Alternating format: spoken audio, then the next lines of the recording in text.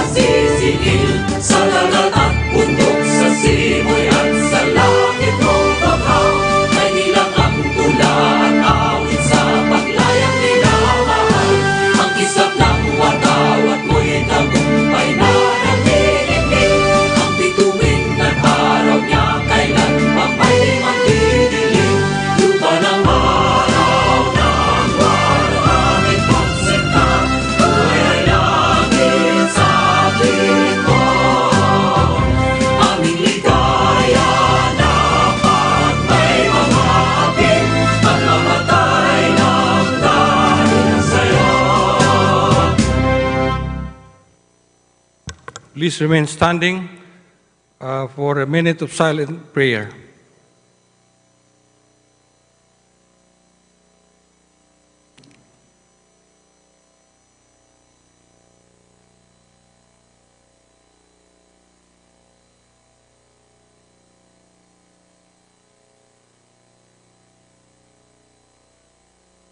Majority Leader.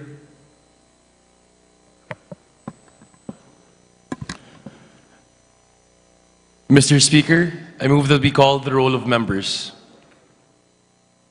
The Secretary General is directed to call the roll of members. Roll call of members.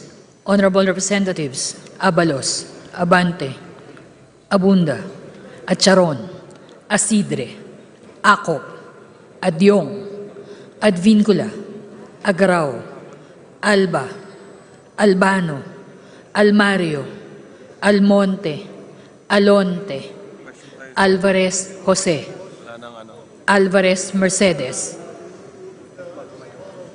Alvarez Pantaleon, Amante, Amatong, Angara, Aquino, Aquino Magsaysay, Arbison, Arenas, Arrogancia, Asistio, Ataide, Aumentado, Balindong, Barba, Barbers, Baronda, Barzaga, Baskub, Bautista, Bautista Lim, Benitez, Bernos, Bilyones, Biron, Bolilia, Bondok, Bongalon, Bordado, Bosita, Briones, Brosas, Buhain, Bulot Begtam, Bustos, Cabredo, Cagas, Kahayon Uy, Calderon, Calixto, Campos, Kawagdan, Cardema, Cari, Castro Franz, Castro Jean, Celeste, Chan, Chato, Chua, Chungalaw, Ko Angelica Natasha, Ko Elizalde, Ko Pilar, Ko Juanco Jaime Eduardo Mark, Ko Juanco Mark, Colada, Colliantes, Corvera, Cruz Ambrosio, Cruz Ricardo, Cua, Quaresma, Dagook, Dalipe, Dalog, Dayanghirang, Daza, De Jesus, De Venecia, Defensor, Delmar, De Los Santos, Dimaporo Muhammad Khalid, Dimaporo City Amina, Dionisio, Domingo, Duavit, Duhali, Duterte,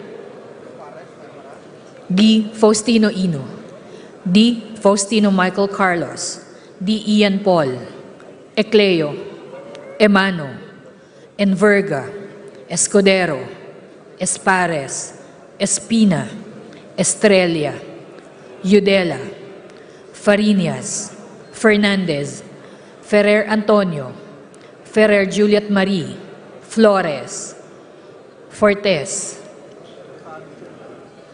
Frasco, Fresnedi, Fuentebella, Galeyos, Garcia Albert, Garcia Dante, Garcia Jose Arturo, Garcia Maria Angela, Garcia Pablo Jan, Garcia Vincent, Guardiola, Garin, Gasataya, Gato, Goed Christopher, Gomart, Goles, Gomez, Gonzaga, Gonzales Aurelio, Gonzales Neptali, Gonzales Sandro, Goriseta, Guico, Gintu, Gulyas, Gutierrez, Haresco, Hataman, Hernandez, Herrera,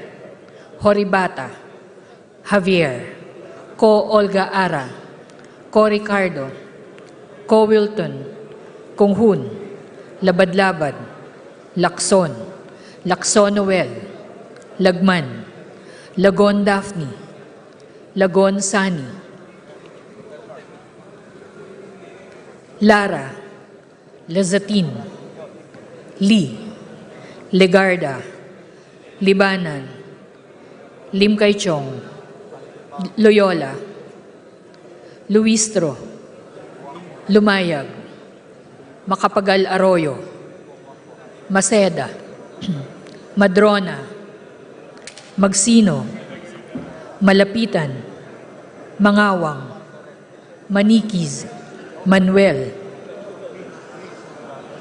Maranyon, Marcoleta, Marcos, Mariano Hernandez, Marinho, Marquez, Martinez, Mastura, Matibag, Matugas, Mendoza, Mercado, Mercado Revilla, Miguel, Momo, Morden, Nava, Nisay, Nograles Juan Fidel Felipe, Nograles Margarita, Nolasco, Owaminal, Olaso, Olivares, Ongchuan, Ordanes, Ortega, Uano Dizon, Padiernos, Paduano, Paglas, Palma, Panaligan, Pancho, Panotes, Pascual, Peña, Pimentel, Plaza, Pleito, Primicia Sagabas, Pumaren, Puno, Kimbo, Rama, Recto, Regencia, Remulla, Revilla Brian, Revilla Ramonjolo, Reyes, Rillo, Rivera, Robes, Rodriguez Eulogio, Rodriguez Rufus, Roman, Romero, Romualdez Ferdinand Martin, Romualdez Yadamari, Romualdo, Romulo, Roque, Sakdalan, Sagarbaria, Sakaluran, Salceda, Sali, Salimbangon, Salo, Salvame, Santos, Saulub, Silverio, Singson Richel, Singson Ronald, Singson Mihan, Solon, Suwan, Suwansing Horacio, Suwansing Micaela Angela, Suarez, Talyado, Tamayo, Tambunting, Tan Joseph, Tan Keith Micah, Tan Reynolds Michael, Tan Samir, Tan Stephen James, Tan Tambut, Tan Chay, Tan Huatco, Tariela, Teodoro,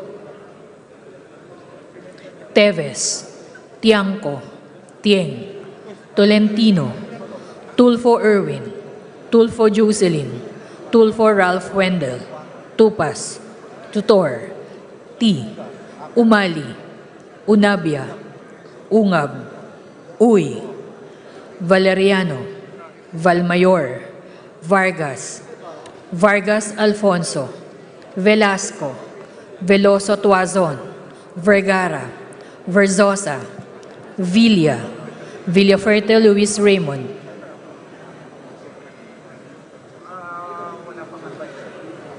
Villaferte Miguel Luis, Villanueva, Villar, Villaraza Suarez, Villarica, Violago, Yamsuan, Yap Christiantel, Yap Christopherson,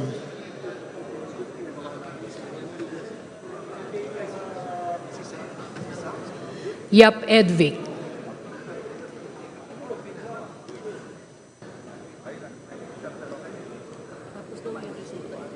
Yap Eric,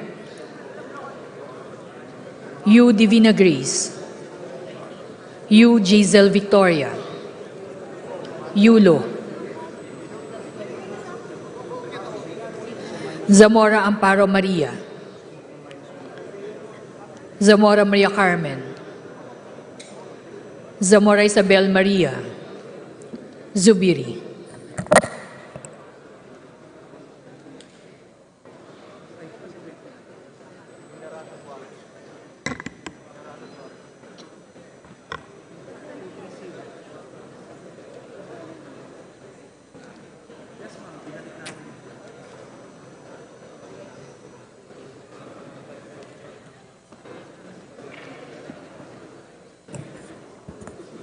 Mr. Speaker, the roll call shows that 234 members responded to the call.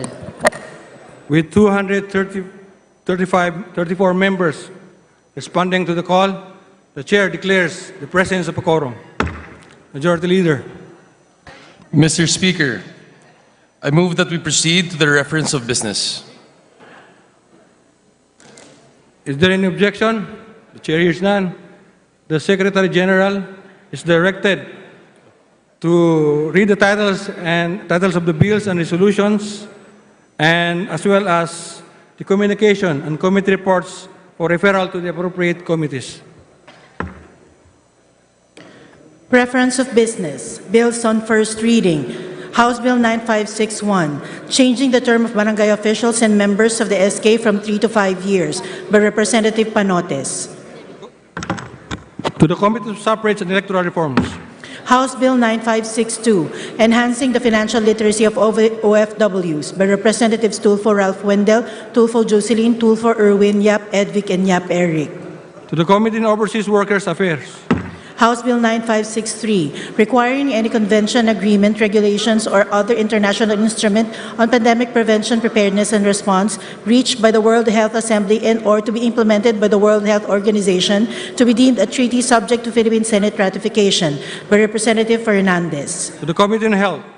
House Bill 9564, to amend the negotiable instruments law by recognizing electronic negotiable instruments following standards and security features of electronic transferable records, by Representative Tambunting.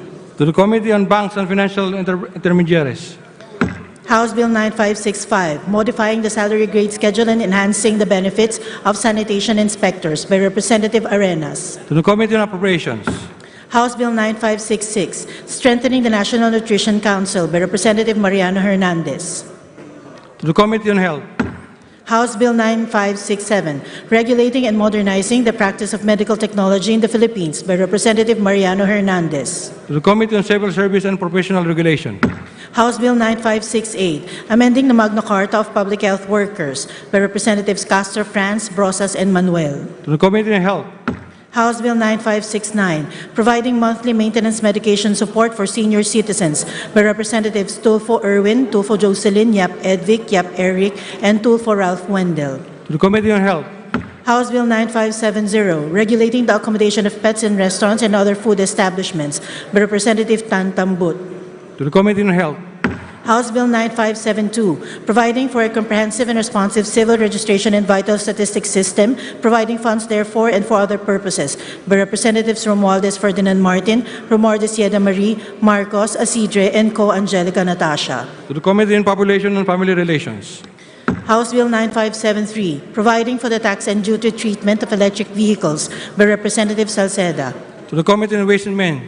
House Bill 9574, amending the Electric Vehicle Industry Development Act by Representative Nograles Margarita. To the Committee on Ways and Means. House Bill 9575, providing a pollen detection and management program, creating for the purpose the Pollen and Mixed Mold Monitoring Service by Representative Bondoc. To the Committee on Ecology.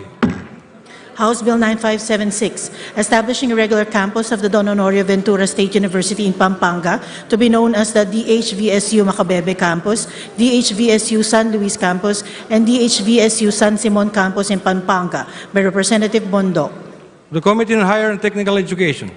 House Bill 9577, granting the Aklan Electric Cooperative a franchise for the conveyance of electric power to the end users of the 17 municipalities of the province of Aklan, Pandan, and Libertad in Antique and Indamayan, Sapian, Capiz by Representatives Marquez, Espares, De Jesus, and Dagook.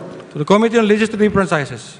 House Bill 9578, declaring the Siniguelasan Mangroves Park located in Dulong Pulo, Sinimbali, Bacoor City, Cavite, an ecotourism zone to be known as the City of Bacoor Mangrove and Ecotourism Park by Representatives Mercado Revilla Bryan, and Rivera Ramon Jolo. To the Committee on Tourism.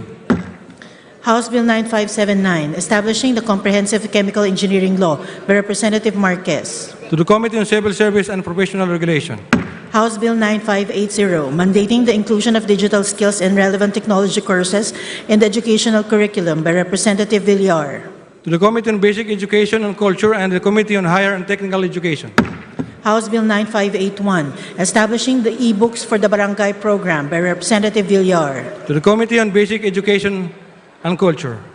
House Bill 9582, establishing nursery and child care facilities proximate to public schools, promoting access to affordable child care facilities for public school teachers by Representative Villar.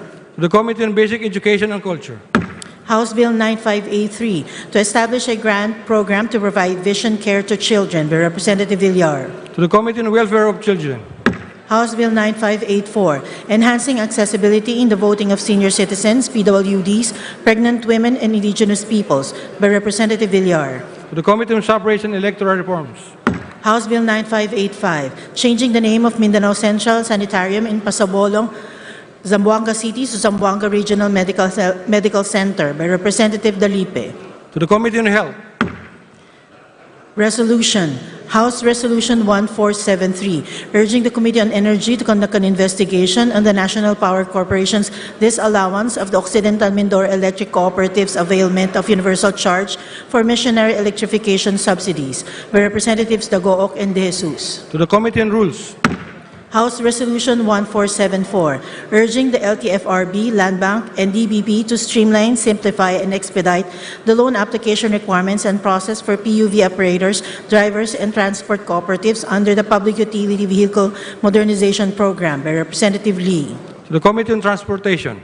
House Resolution 1475, congratulating and commending Michelle Daniela Marquez, D., for being among the top 10 finalists in the recently concluded 2023 Miss Universe pageant held in El Salvador by Representative Plato. The Committee on Rules. House Resolution 1476, urging the appropriate committee of the House to conduct an inquiry on the standard of public infrastructure and public works to withstand earthquakes and other natural disasters and the regulation of the same by Representatives Tulfo Erwin, Tulfo Jocelyn, Tulfo Ralph Wendell, Yap Edvic, and Yap Eric. The Committee on Rules. House Resolution 1477, urging the appropriate Philippine government departments and agencies to extend their full cooperation to the Office of the Prosecutor of the ICC with respect to its investigation of any alleged crime within the jurisdiction of the ICC, including but not limited to the crime against humanity of murder committed in the Philippines in the context of the so-called War on Drugs campaign by Representatives Abante and Gutierrez. To the Committee on Justice. House Resolution 1478, conveying the deepest condolences of the members of the House to the bereaved family and honoring the life of the Honorable Mirna Montealegre Torres, former Mayor of Tigbawan, Iloilo, by Representative Suwan. To the Committee on Rules. Communications. Letter dated September 25, 2023 of the Governance Commission for GOCC's chairperson, submitting to the House a copy of their 2022 GCG Annual Report. To the Committee on Government Enterprises and Privatization.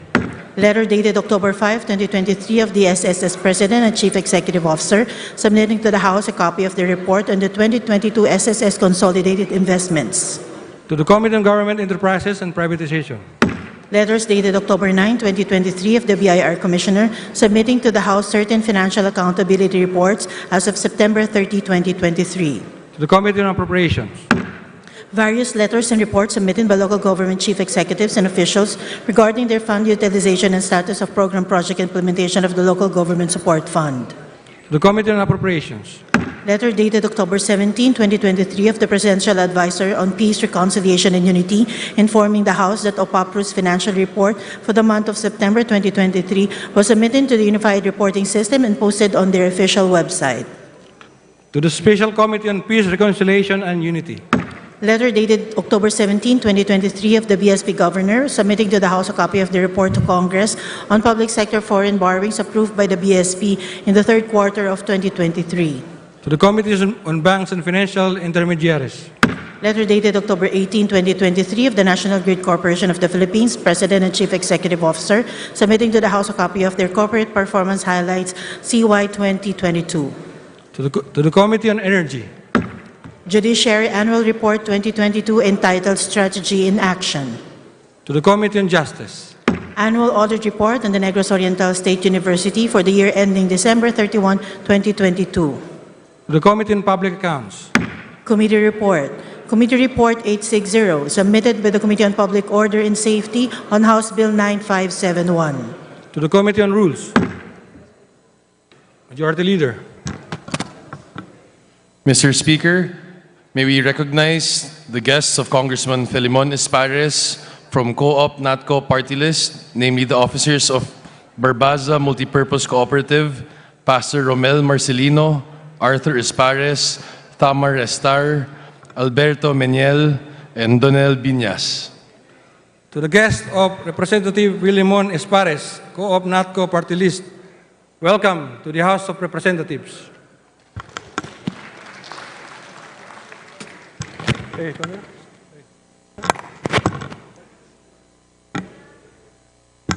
Stay suspended. May guest ka pa ba? Oh, may guest pa. Okay. Ito may isa. Kamusta to, boss?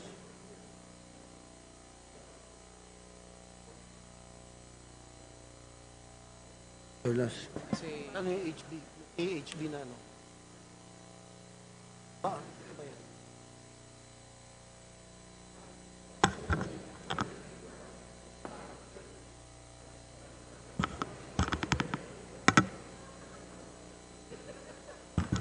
Session resumes.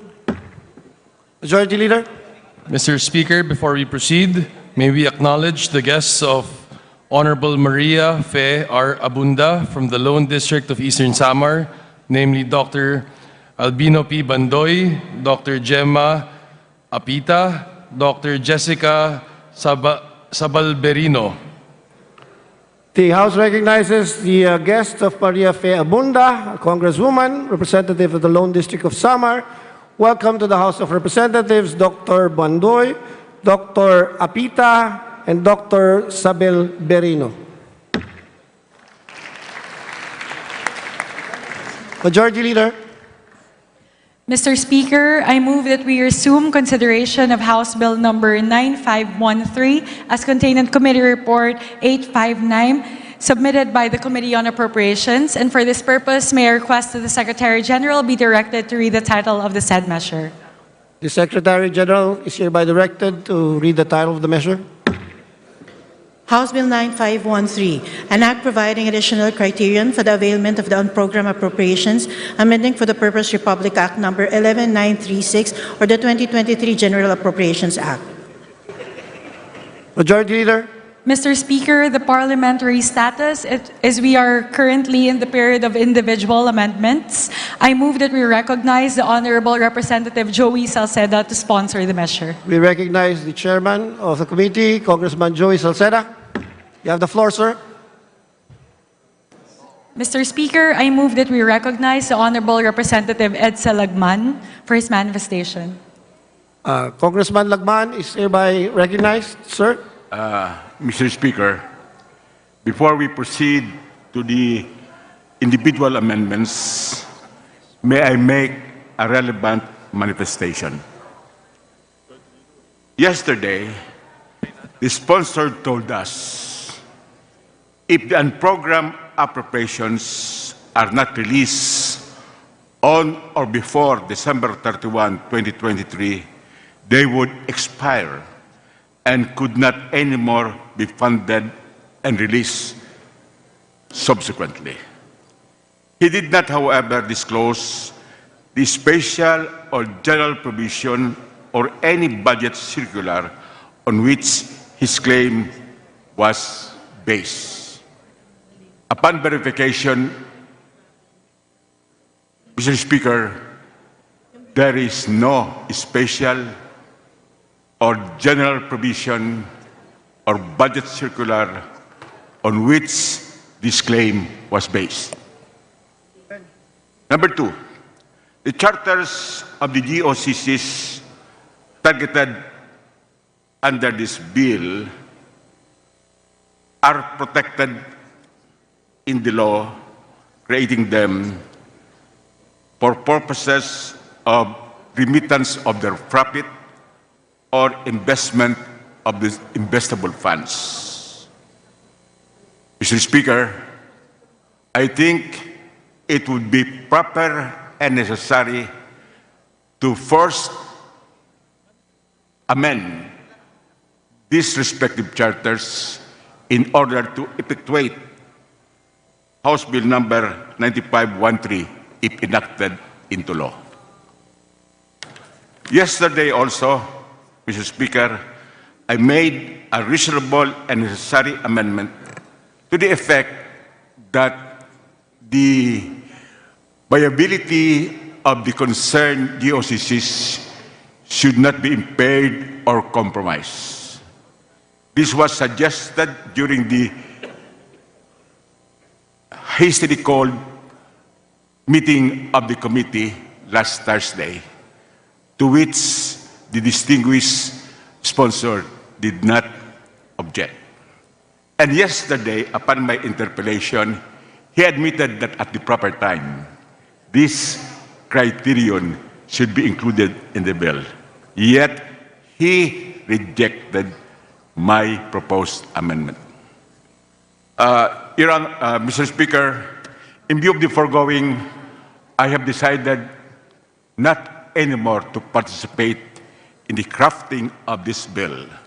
But for purposes of record, I would like to make the following proposed amendment, which I will not officially propose anymore. Members of the House may pick up these proposed amendments. One, as I proposed yesterday, this bill should not prejudice or compromise the viability of the GOCC's concern. Then, next, the following allocations shall be prioritized in the funding and release of the unprogrammed appropriations as a result of the new funding sources identified in the bill or in the Act once enacted. One, health services. Two, education services. Three, other social and economic services. And fourth, infrastructure projects and programs. The next amendment is to make sure that this bill, once it becomes a law, shall lapse on December 31, 2023, simultaneous with the expiration of the Republic Act of Fiscal Year 2023 General Appropriations Act. And lastly, for grammatical purposes, since there are a number of grounds as funding sources provided for in the bill, additional criterion should be changed to criteria. Just for the record, Mr. Speaker, those are my proposed amendments, which I'm not going to pursue anymore because of the foregoing reasons I already enumerated. Thank you, Mr. Speaker. We thank the statesman and gentleman and one of the best fiscalizers in the House, the Congressman from Albay, the Honorable Edsel Lagman, and your comments are well noted. Majority Leader? Mr. Speaker, there being no individual amendments, I move that we close the period of amendments. Is there any objection? The Chair hears none. The period of amendments is hereby closed. Mr. Speaker, I move that we vote on second reading House Bill number 9513 as contained in Committee Report number 859. There is a motion to approve the House Bill number 9513 on second reading. All those in favor, please say aye. Aye. All those against, please say nay. The ayes have it. House Bill number 9513 is hereby approved on second reading. Majority Leader?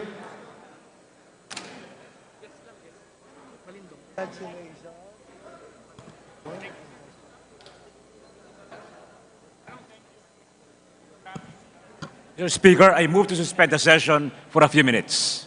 Session suspended.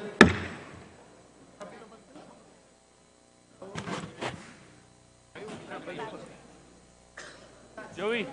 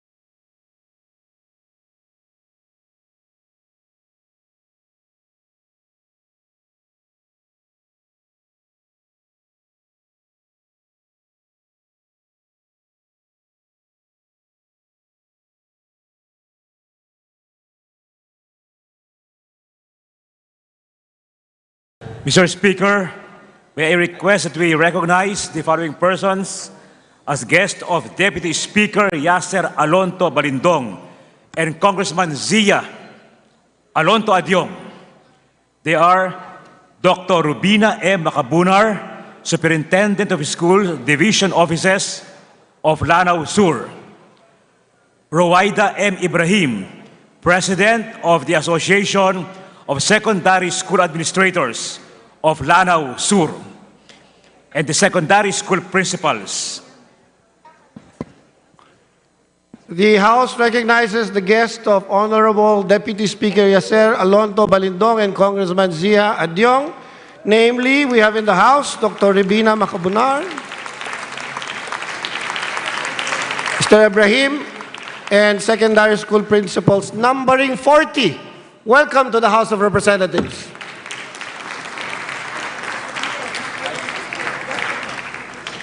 Majority Leader?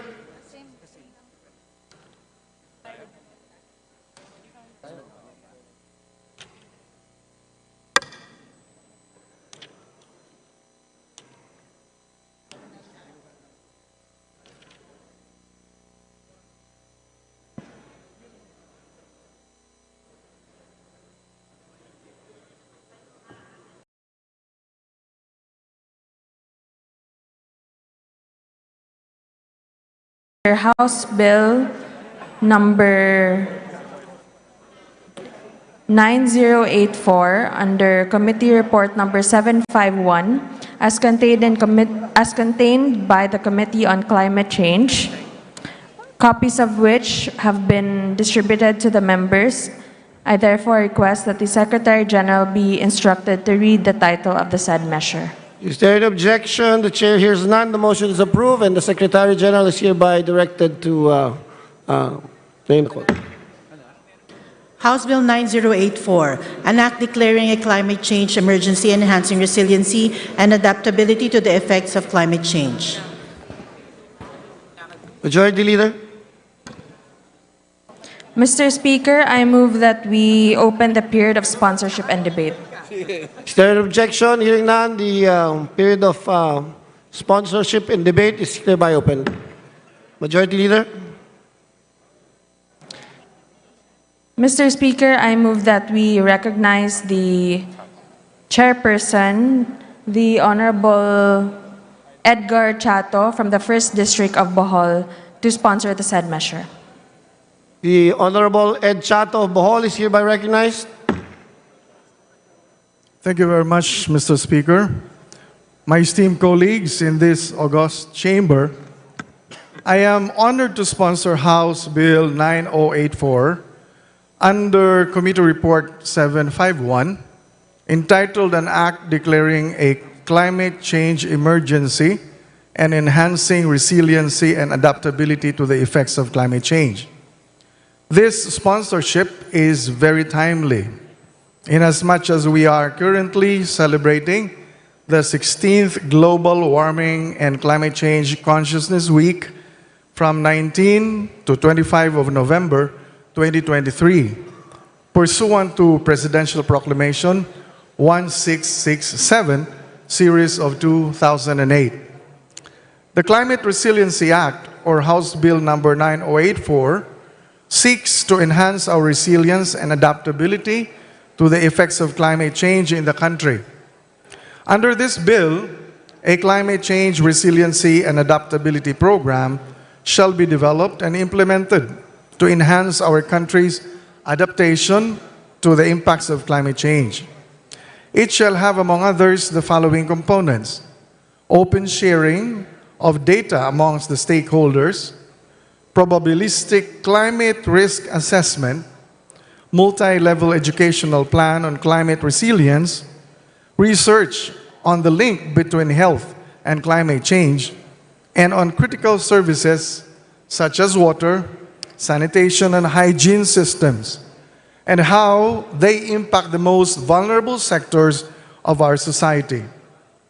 Ecosystems protection strategies shall also be pursued under this measure, namely insurance and financing, green-gray solutions or infrastructure, nature or ecosystem-based solutions, urban green spaces, and vulnerability assessments. 14 government agencies such as the Climate Change Commission, the NDRRMC, the PAG-ASA, DNR, DPWH, PhilSA, or the Philippine Space Agency, National Youth Commission, NAPSI, NCIP, among others, to provide relevant information relative to their sectors. The bill likewise proposes a climate change resiliency and adaptability summit to be held on the second week of September of every year for the collaboration of all efforts of the concerned agencies in the preservation and protection of the environment. The said summit shall be spearheaded by the CCC and shall be participated in by various government agencies and departments mandated under the bill. Last year, the Philippines ranked among 193 countries in the World Risk Index. It is imperative upon us to strengthen our resilience and adaptability to the effects of climate change. I urge my fellow legislators to support this measure and earnestly seek this chamber's approval of this bill. Thank you, Mr. Speaker, and my esteemed colleagues. Majority Leader. Mr. Speaker, there being no member who wished to interpolate, I move that we terminate the period of sponsorship and debate. Is there any objection? Chair hears none. Period of sponsorship is thereby terminated. Majority Leader. Mr. Speaker, I move that we open the period of amendments. Is there an objection? Hearing none. The period of amendments is hereby open. Majority Floor Leader. Mr. Speaker, there being no member, no committee, nor individual amendments, I move that we close the period of amendments. Is there any objection? The chair hears none. Amendments are hereby closed. Majority Leader. Mr. Speaker, I move that we vote on second reading House Bill number 9084. I so move, Mr. Chair. There is a motion to approve House Bill number 9084 on second reading. All those in favor, please say aye. Aye. All those against, please say nay. The ayes have it. House Bill number 9084 is hereby approved on second reading. Thank you, Mr. Speaker. My dear Thank colleagues. you, Congressman Chato. Majority Leader. Mr. Speaker, under the calendar of business for the day, I move that we consider House Bill number 9134 as contained in Committee Report 757, submitted by the Committee on Civil Service and Professional Regulation. For this purpose, may I request the Secretary General to read the title of the said measure. The Secretary General is hereby called to announce House Bill number 9134. House Bill 9134, an act strengthening the mechanical engineering profession, amending for the purpose sections 33 and 34 of Republic Act number 8495, otherwise known as the Philippine Mechanical Engineering Act of 1998. Majority Leader. Mr. Speaker, I move that we open the period of sponsorship and debate.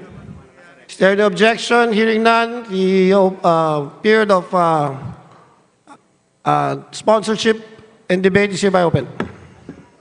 Majority Leader. Mr. Speaker, I now move that we recognize the Honorable Representative Luis N. Campos Jr. to sponsor the measure. The Congressman Luis M. Campos from the city of Makati and Taguig is hereby recognized. Good afternoon, everybody. Mr. Speaker, distinguished colleagues, today I rise to sponsor and seek your support for the passage of House Bill 9134 under Committee Report 757, which seeks to amend Republic Act 8495, otherwise known as the Philippine Mechanical Engineering Act of 1998. May I further manifest that my explanatory note in House Bill 5674 be my sponsorship speech. Mr. Speaker. Well noted. Please proceed. Mr. Speaker, there being no member who wishes to interpolate, I move that we terminate the sponsorship and debate. Is there any objection? Hearing none, the period of sponsorship and debate is hereby terminated. Majority Leader. Mr. Speaker, I move that we open the period of amendments. Is there no objection? Hearing none, the period of amendments is hereby opened. Majority Leader. Mr. Speaker, there being no committee nor individual amendments, I move that we terminate the period of amendments. Is there any objection? Hearing none, the period of amendments is hereby terminated. Mr. Speaker, I move that we now vote on second reading House Bill 9134. There is a motion to approve House Bill number 9134 on second reading. All those in favor, please say aye. Aye. All those against, please say nay. The ayes have it. House Bill number 9134 is hereby approved on second reading. Majority Leader. Mr. Speaker, under the calendar of business for the day, I move that we consider House Bill number 9292 as contained in Committee Report number 776, submitted by the Committee on Higher and Technical Education, Copies of the bill have been previously distributed to the members. I request, therefore, that the Secretary General be directed to read the title of the bill. The Secretary General is hereby requested to read the title of the bill. House Bill 9292, an act mandating the inclusion of a personal financial literacy course in the technical vocational education and training curriculum of technical vocational institutions and technical educational and skills development authority training centers. Majority Leader. Mr. Speaker, I move that we open the period of sponsorship and debate. There is a motion to open the period of sponsorship and debate. Is there any objection? The Chair hears none. It is hereby open. Motion is carried. Majority Leader. Mr. Speaker, I move that we recognize the Honorable Mark Go of the Lone District of Baguio City to sponsor the measure. The Honorable Congressman Mark Go of the Lone District of Baguio is hereby recognized. Thank you very much, Mr. Speaker. Good afternoon, Mr. Speaker, and my dear colleagues.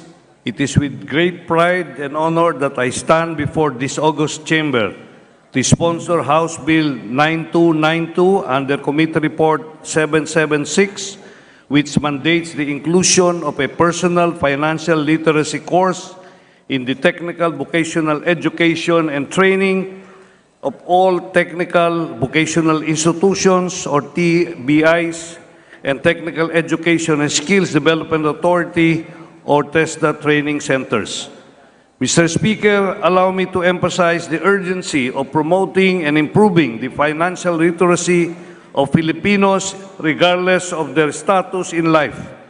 Through the years, our educational system has recognized the crucial role of financial education in building a sustainable financial system and has continuously improved the basic and higher education curricula with the inclusion of entrepreneurship, business, mathematics, and related subjects. However, the same cannot be said for Tibet. There is no financial education for technical vocational students who are immediately engaged in the work or in the world of work in industries here and abroad after completion of short-term diploma or certificate courses. These students and graduates also need to be taught financial literacy to empower them to meet their financial needs and obligations and reach their financial goals. Mr. Speaker, various financial literacy surveys indicate that the low financial literacy of Filipinos, including technical vocational students and graduates.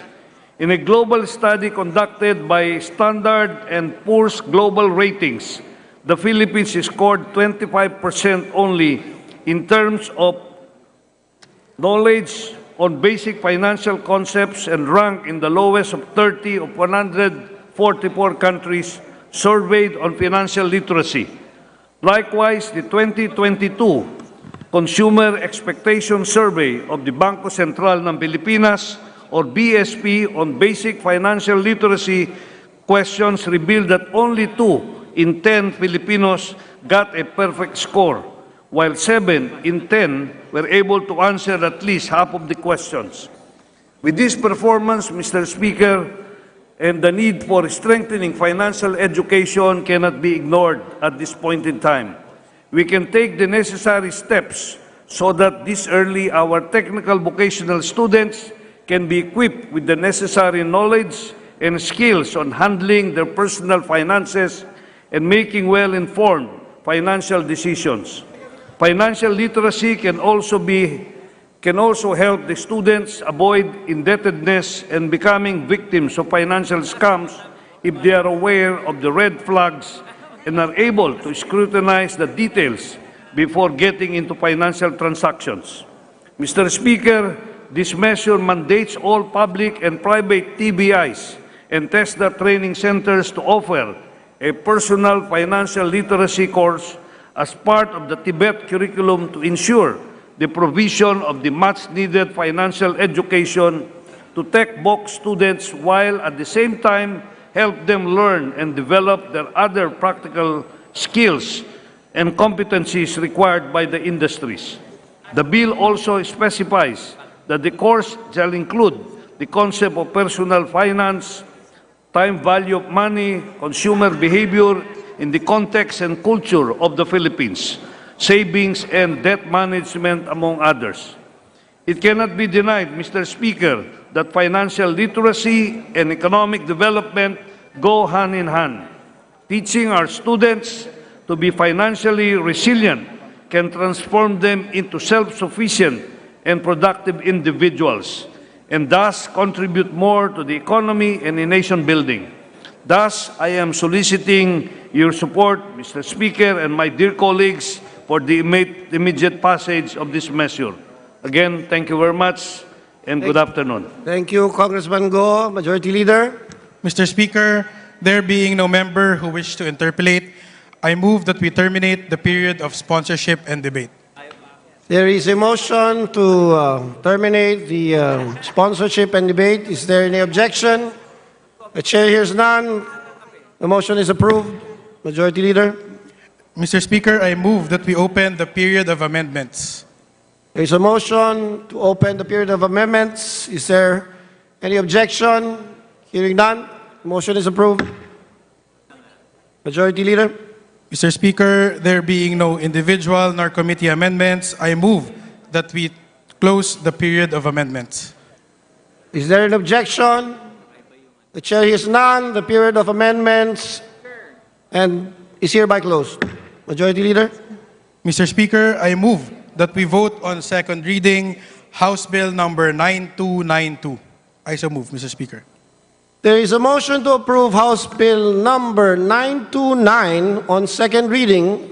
All those in favor, please say aye. Aye. All those against, please say nay. The ayes have it. House Bill number 9292 is hereby approved on second reading. Thank you. Majority Leader. Mr. Speaker, under the calendar of the business of the day, I move that we proceed with House Bill number 9305, contained in Committee Report number 791, under the Committee of Overseas Workers and Affairs, and direct the General to read the title of the measure. Is there an objection? The chair hears none. The Secretary General is directed to read the title of House Bill number 9305. House Bill 9305, an act expanding the use of the Legal Assistance Fund and the Agarang Kalinga at Saklolo para sa mga OFWs na nangangailangan Action Fund, amending for the purpose Section 26 of Republic Act number 8042, otherwise known as the Migrant Workers and Overseas Filipinos Act of 1995 as amended, and Section 14 of Republic Act number 11641, otherwise known as the Department of Migrant Workers Act. Majority Leader. Mr. Speaker, I move that the chairpersons of the Committee on Overseas Workers and Affairs, the Honorable Representative Ron Salo and Ador Plato, be recognized to sponsor the said measure. Both Congressman Ron Salo and Congressman Plato is hereby recognized. Thank you very much, Mr. Speaker. Mr. Speaker, esteemed colleagues, good afternoon. I am honored to stand before you to sponsor the passage of House Bill number 9305, entitled, An Act Expanding the Use of the Legal Assistance Fund and the Agarang Kalinga at Saklolo para sa mga OFWs nangangailangan, Action Fund. This bill seeks to amend Section 26 of Republic Act number 8042, known as the Migrant Workers and Overseas Filipinos Act of 1995, as amended, and Section 14 of Republic Act number 11641, the Department of Migrant Workers Act. The creation of the Department of Migrant Workers under Republic Act 11641 consolidated relevant government agencies tasked with safeguarding the rights and welfare of overseas Filipino workers and their families. However, it necessitated clarifications and adjustments to existing laws, such as Republic Act number 8042 or the Migrant Workers and Overseas Filipinos Act of 1995. Republic Act 11641 placed under one department all relevant agencies of the government that protect the rights and welfare of overseas Filipino workers and their families. Under the same law, however, the Department of Foreign Affairs retained jurisdiction over the Legal Assistance Fund and the Assistance to Nationals Fund, or the ATN Fund. This proposed legislation aims to define the distinct roles of the Department of Foreign Affairs and the Department of Migrant Workers concerning the provision of legal assistance to overseas Filipinos. The bill underscores that the DFA retains jurisdiction over overseas Filipinos, while the DMW is mandated to provide legal assistance to all our OFWs. Furthermore, the proposed bill broadens the scope of the Legal Assistance Fund to encompass the filing of labor complaints against unscrupulous employers and criminal actions against individuals in host countries. It emphasizes the accessibility of the Legal Assistance Fund from the initial stages of investigation, detention, arrest, or indictment through the trial process and all subsequent levels of appeal. This legislation also stipulates that the rules governing the use of the Legal Assistance Fund shall be applicable to the agarang kalingat saklolo para sa mga OFWs na nangangailangan o action fund managed by the DMW for cases requiring legal assistance. Moreover, the bill mandates a DFA to extend legal and other forms of assistance to OFWs in areas without migrant workers' offices or Philippine overseas labor offices. In light of these considerations, this proposed measure is respectfully submitted for the consideration of the August body. At this juncture, may we request that the Honorable Salvador Plato be also recognized to deliver his sponsorship speech. We thank the Party List Kabayan, Congressman Salo, for his sponsorship, and we now recognize from the 6th District of Bulacan, Congressman Salvador Plato. Thank you, Mr. Speaker. My dear colleagues, magandang hapon po sa inyong lahat. As a co-author of House Bill 9305 and as a member of the Committee on Overseas Workers Affairs that deliberated on this measure, allow me to join Chairman Ron Salo in sponsoring this proposed legislation. House Bill 9305 provides for the Legal Assistance Fund, or LEF, to be made available to the overseas Filipinos from the time of their investigation, detention, arrest, or indictment, all the way to the trial proper and at all levels of appeal thereafter.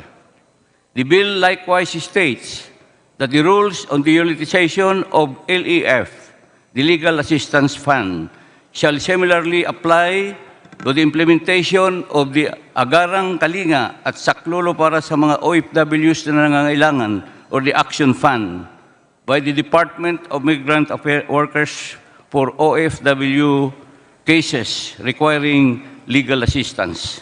Furthermore, Mr. Speaker, the bill provides that in countries and territories where there are no migrant workers offices yet, or Philippine Overseas Labor Offices as we used to call them, the Department of Foreign Affairs shall extend legal and other forms of assistance to the OFWs located in the said areas. Binibigay ko po ang aking buong suporta sa House Bill na ito.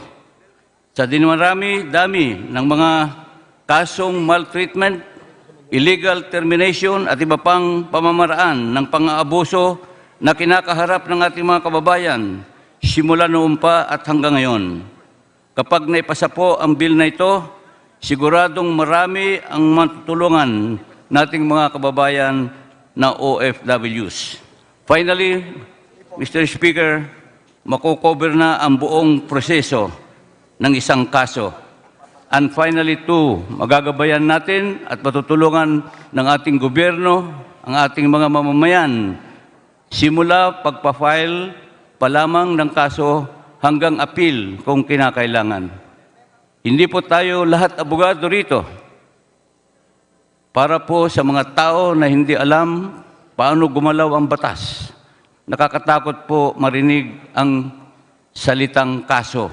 Lalo na siguro kung nasa ibang bansa, na isang bansa ka at malayo ka sa pamilya mo at sa gobyerno natin. Thank you to my good friend, Representative Salo, for always looking out for our OFWs. Rest assured that I will support all your endeavors for our OFWs. May I therefore call on my fellow members of this august body to approve this House bill for the benefit of the millions of our OFWs and your families. Maraming salamat po. Thank you, Mr. Speaker. Thank you, Honorable Plato. Honorable Salo, Majority Floor Leader, is recognized. Mr. Speaker, there being no member who wishes to interpolate, I move that we terminate the period of sponsorship and debate. Is there any objection? The chair hears none. The period of sponsorship and debate is hereby terminated. Majority Leader? Mr. Speaker, I move that we open the period of amendments. Is there any objection? Hearing none, we open the period of amendments. Mr. Speaker, there being no committee nor individual amendments, I move that we close the period of amendments. Is there any objection? The chair hears none. The period of amendments, both individual and committee, is hereby closed. Majority Leader? Mr. Speaker, I move that we vote on second reading on House Bill number 9305, contained in Committee Report 791. There is a motion to approve House Bill number 9305 on second reading. All those in favor, please say aye. Aye. All those against, say nay. The ayes have it. House Bill number 9305 is hereby approved on second reading. Congratulations. Majority Leader? Mr. Speaker, with leave of the House, we would like to make a motion to open the privilege hour. Is there any objection? Hearing none, the period of the privilege hour is hereby open. Majority Leader? Mr. Speaker, I would like to recognize Representative Mary Mitch Kahayon Uy of the 2nd District of Caloocan City. The gentlewoman from the 2nd District, Mitch Kahayon, is hereby recognized. Mr. Speaker, I withdraw my motion. Where? 1 minute suspension.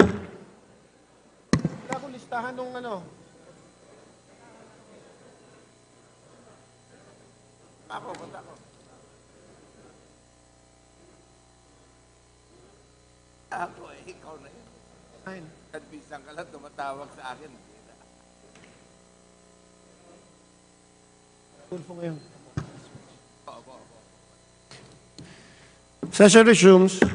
Mr. Speaker, Majority Leader? may we recognize the Representative Erwin Tulfo of the party list ACT-CIS to give his privilege speech. The handsome gentleman from the party list CIS, the Honorable Representative Erwin T. Tulfo, is hereby recognized. Mr. Speaker, Majority Floor Leader, colleagues, ladies and gentlemen, hundreds of millions of pesos of government infrastructures in Sarangani Province and General Santos City were either damaged or turned into rubble, and some simply vanished in thin air after the 6.8 magnitude earthquake in that region last Friday.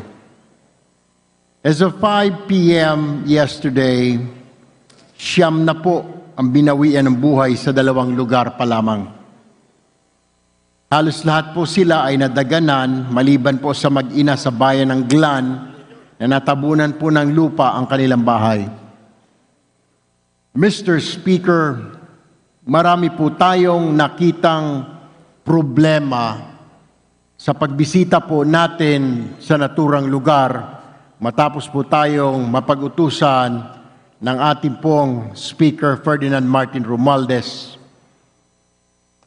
Napapanahon na po, Ginoong Speaker, upang bisitahin ang ating National Building Code at iba pang mga batas hinggil sa standards sa paggawa ng mga gusali at infrastruktura, hindi lang ng pamahalaan, kundi pati na rin sa pribado. Standard ng mga gusali at infrastruktura na kayang sumagupa po sa bagyo na kahit higit 300 kilometers per hour ang hangin at lindol na hanggang 9 magnitude ang lakas. I am also going to file a resolution within the week to start an inquiry if those infrastructures in Region 12 were built within the building standards. Mangyari po kasi, Ginoong Speaker, yung mga konkretong kalye po doon na nasira, kung wala pong bakal sa loob, ay sinliit lang po ng hinliliit ko o pinky finger. ang mga kalsada. Ang mas masakla pa, Ginoong Speaker, ang nasirang pier po sa Glan ay parang pinagtabi-tabi lang ang concrete slabs at walang mga bakal na connector, katulad po niyan, sa katabing slab na para bang mga pyramid ng Egypt. Mapalad po at walang nasaktan o namatay sa pagkasira ng mga pier doon. Hindi po ako inhinyero, Ginoong Speaker, common sense o sentido komon lamang ay gagamitin natin at makapagsasabi na substandard po ang mga proyekto sa naturang lugar. Tila minadali o kung hindi po ay talagang tinipid ang pagkagawa sa mga proyekto na yon. We need to investigate, Mr. Speaker, before it's too late.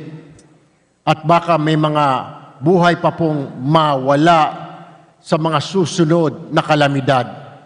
We have to study, we have to review our building code, kung nasusunod po ba ng mga kontratista natin ang mga proyekto ng pamahalaan, hindi lang po sa pamahalaan, maging sa pribado, Mr. Speaker.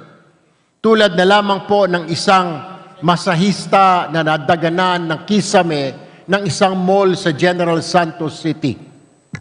Nakapagtataka po na kilalang mall sa naturang lugar at tila bago pa lamang po na itayo ay bumagsak na po ang kisame, samantalang mga nasa paligid niya na establishmento ay matibay naman po, Ginoong Speaker. My point, Mr. Speaker, ladies and gentlemen, we have to act now.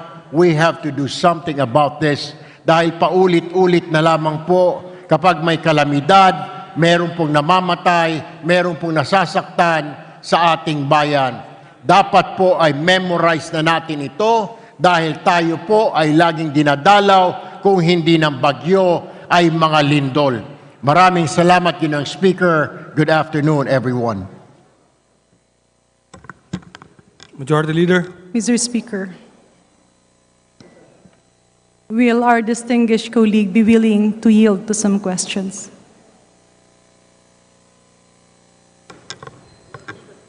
Majority Leader. Mr. Speaker, may I recognize the gentle lady, Honorable Janet Garin, to give her interpellation. Thank you very Honorable much. Janet Garin, let's recognize. Thank you, Mr. Speaker, and thank you for calling me gentle. Yeah. Mr. Speaker, distinguished colleagues, nasabi po ng ating kagalang-galang na kasamahan na tila nakakatuwa at walang buhay na nasawi, subalit ang dagok naman nito ay dun sa ating mga kababayan sa Sarangani. Is this a port? Ano po ba? Is this a port? A port that is ongoing operation? Yes, port under the Philippine Ports Authority and also the highway within Sarangani. I saw in my two eyes na yung mga kalsada po ay wala po siya mga connector. Yung po ay parang pinagdikit-dikit lamang na dapat sana ay may mga connector ika nga para hindi po maghiwalay. Naturalmente po, kung yun ay walang mga connector, walang mga bakal, so pag umugaho yun talaga maghihiwalay. And that's what I have noticed during my inspection in that area last weekend, Speaker. Thank you for that, Mr. Speaker, distinguished colleague. Will our honorable colleague be able to tell us the total cost that these projects has entailed? The district engineer of Sarangani and district engineer of General Santos City, so far last Sunday afternoon, yung estimate po nila ng damage sa Sarangani province alone is running at around 275 million, 200 million plus sa Gensan. Yung sa Davao Occidental, wala pa po akong figures, and I believe I will have to communicate with the congressman from Davao Occidental, Congressman Bautista. Speaker. Mr. Speaker, distinguished colleague, hindi po ba kapag government projects or even privately funded projects and privately owned infrastructure, hindi po ba meron supposedly, I just forgot the term, Mr. Speaker, but it has something to do with being earthquake-proof or calamity-proof, di ba meron po yung standards na tinatawag? Meron po, Ginoong Speaker, meron po tayong sinusunod sa construction standards. Alam po ng mga engineers po natin yan. Sa building, yung building code, meron po yung na dapat po to withstand around 190 or 200 kilometers per hour na hangin, gustiness, para hindi po mabuwal yung building. Ganun din po sa mga kalsada at tulay, dapat po it can withstand around 8 to 9 magnitude. Ang tumama po sa Sarangani, lalo na po sa Glan, sa epicenter ay 6.8 magnitude lamang. Pero kung makikita ho ninyo, yung pier doon sa Glan, kalahati noon ay wala na. Nagmistulang parang Atlantis po yung pier, wala na po at hindi na po makita. Mr. Speaker, distinguished colleague, yung po bang pier na ito, gaano na po katagal na nag-e-exist? How many years has this been in existence? 1980s po yung isang bahagi, yung nawala at nalubog ay ito lamang po 1990s itineo. So ilang taon pa lamang po yan, pero dapat ho ay hindi ganon ang nangyari, Ginoong Speaker, dahil napansin na natin mukhang substandard na po.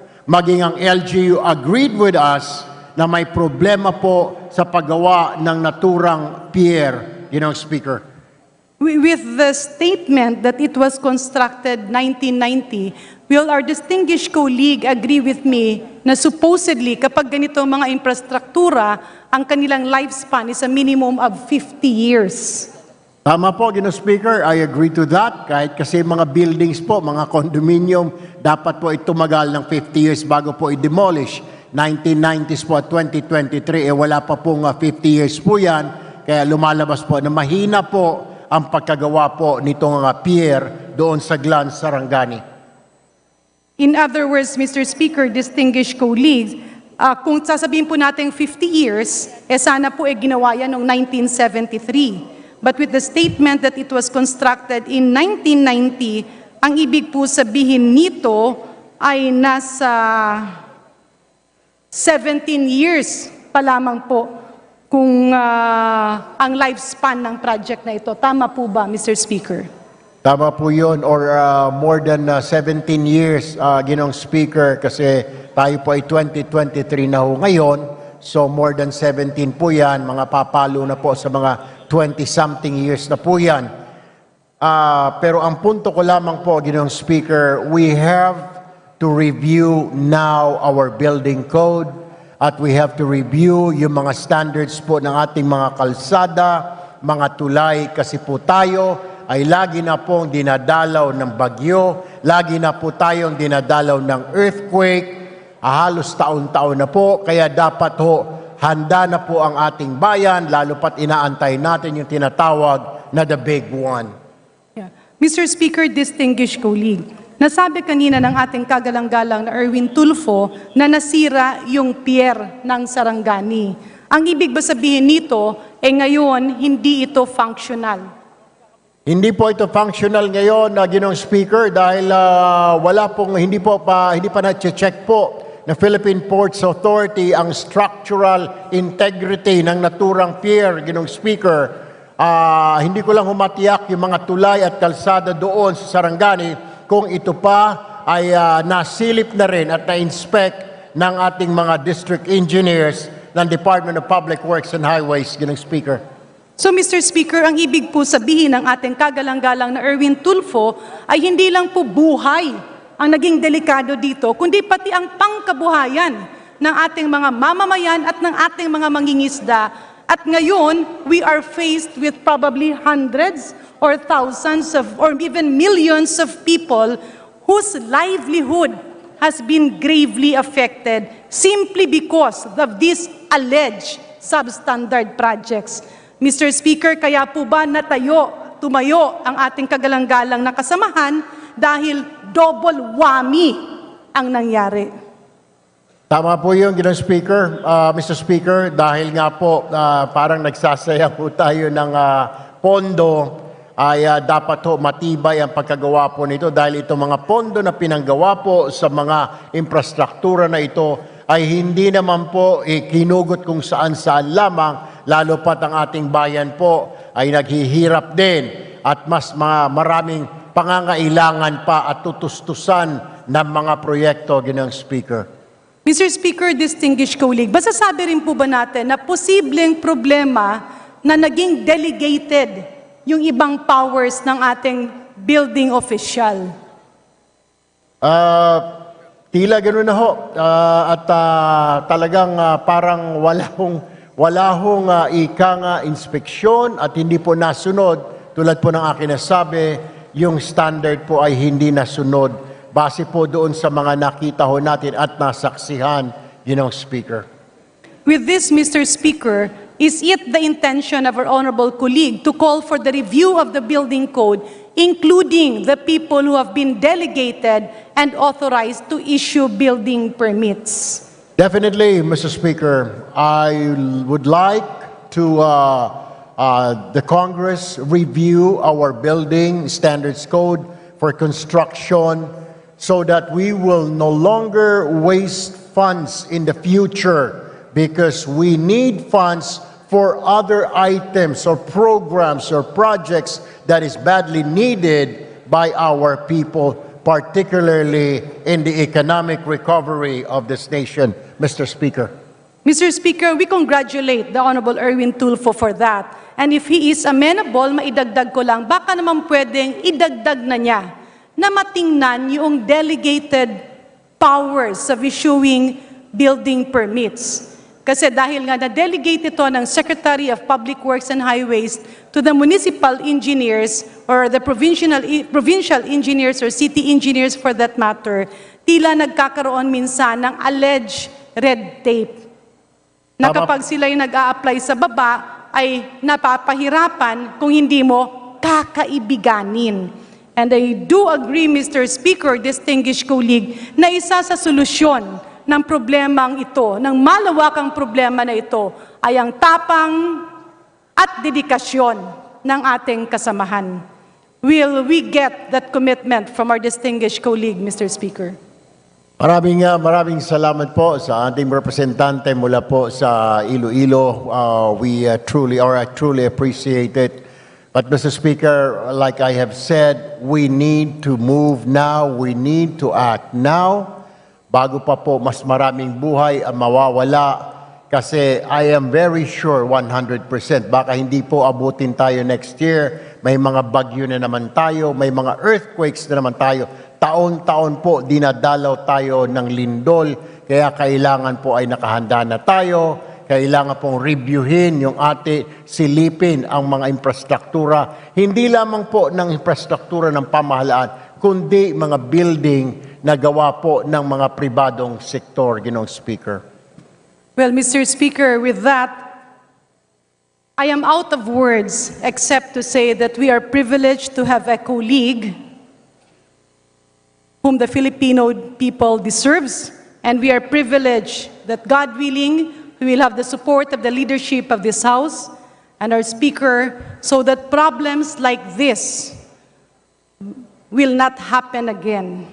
He is a gift not only to Congress, we are privileged, the Filipino women are privileged to have him, the Filipino people are privileged to have him at our service. Maraming salamat po, Mr. Speaker, and I congratulate Congressman Erwin Tulfo for his dedication and his perseverance at nakita niya kaagad ang problemang ito. Maraming salamat po. Maraming salamat po, distinguished colleague from Iloilo, at thank you for those beautiful adjectives. I really do appreciate. Maraming salamat po, Ginoong Speaker. Magandang hapon po. Majority Leader. Mr. Speaker, I move that we refer the speech of the Honorable Erwin Tulfo as well as its interpolations to the Committee on Rules for its appropriate action. The privileged speech of Representative Erwin Tulfo, including its interpolation, is referred to the Committee on Rules for its appropriate action. Mr. Speaker, I move that we briefly postpone the period of privilege hour. Mr. Speaker, I move that we recognize the guests of the Speaker, Ferdinand Martin G. Romualdez, Majority Leader Manuel Jose Manix Delipe, Majority Leader Marcelo Libanan, Senior Deputy Majority Leader. The privilege hour is suspended. Ferdinand Alexander Marcos, Representatives Yeda Marie Romualdez, Jude Asidre, Jose Manuel Alba, Dale Corvera, and Peter Miguel. The guests of which are the national awardees of 10 Outstanding Boy Scouts of the Philippines, namely Jedrick Romero, Alistair Galieto Jude Capacio, Jason Paul Mendez, JP Nelson Sumando, Queen Marjorie Arroyo, Samantha Lorraine Juaco, Ethan Michael Aguirre, John Jasper Luna, Hannah Angela Arribas, as well as other guests, Attorney Cedric Train, Rodolfo Pangalinan, Zion Valdez, Lorena Ladingin, Elaine Pare, and Nixon Canlapan. To the guests of Speaker Ferdinand Martin Romualdez, Majority Leader Manuel Jose Manex de Levi, Minority Leader Marcelino Libanan, Senior Deputy Majority Leader Ferdinand Alexander Marcos, Representative Yeda Marie Romualdez, Jude Asedre Jose Manuel Alba, Dale Corbera, and Peter Miguel, welcome to the House of Representatives.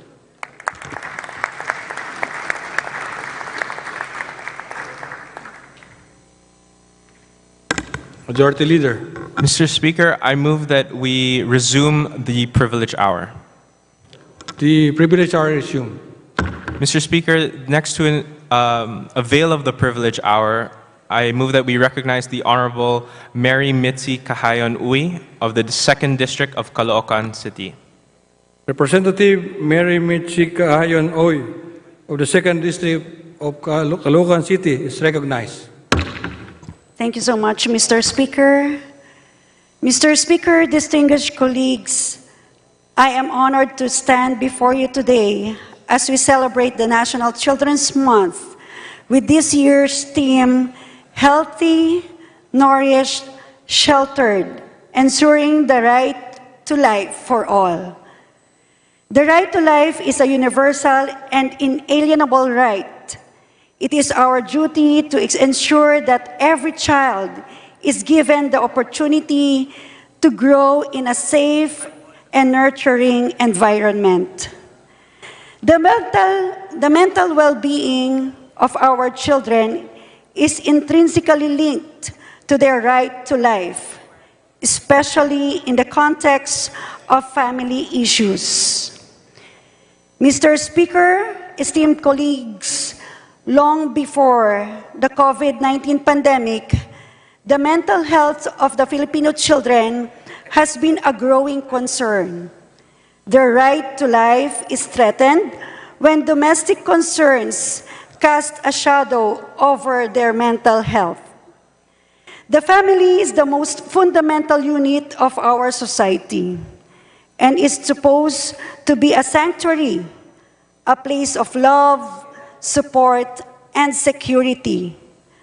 However, in some unfortunate circumstances, the family may become a source of anxiety, stress, and even trauma for children, inflicting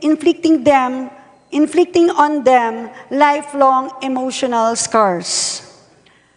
One example is the stigma attached to children born out of wedlock, which is one of the several family issues that profoundly affect our children. Children born out of wedlock are termed our law as illegitimate children, resulting in these children being discriminated against and treated as inferior. And the sad reality is that these illegitimate children often find themselves stigmatized. These children are the ones who bear the burden of being classified as illegitimate, notwithstanding the fact that the matters that brought upon such quote-unquote label are beyond their control and are beyond their ability to rectify. Mr. Speaker, my dear colleagues, we must keep in mind that the best interest of a child should be paramount consideration in all our acts concerning them. And as such, it is our responsibility as legislators to address this issue and guarantee that all children, regardless of the circumstances of their birth, are entitled to be loved and protected and to enjoy the best quality of life we can provide them. We do not exist in a vacuum, and we should never condone discrimination against children brought about by the circumstances of their birth.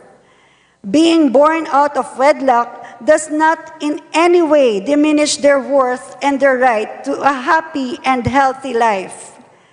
Mr. Speaker, my fellow lawmakers, it must be emphasized that the right to life, and more importantly, our children's right to enjoy a happy, healthy, and secure life should never be contingent to anyone's circumstances at birth.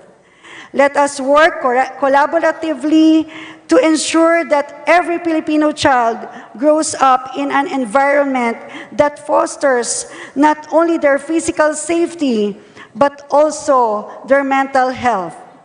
We must exert all efforts to promote the welfare of children and ensure their opportunities to enjoy a healthy, nourished, and sheltered life. Maraming salamat po at mabuhay ang karapatan ng mga bata. Majority Leader. Mr. Speaker, there being no member who wishes to interpolate, I move that we refer the speech of Honorable Representative Mary Mitzi Kahayon Uy to the Committee on Rules for its appropriate action. Is there an objection? Chair hears none. The privileged speech of Representative Mary Mitzi Kahayon Uy is referred to the Committee on Rules for its appropriate action. Majority Leader. Mr. Speaker, I move that we now recognize the Representative Arlene Brosas of the party list Gabriela for her privileged speech. Representative Arlene Brosas of the party list Gabriela is recognized. Maraming salamat, Mr. Speaker, para po sa pribilehiyong talumpati para sa International Day for the Elimination of Violence Against Women.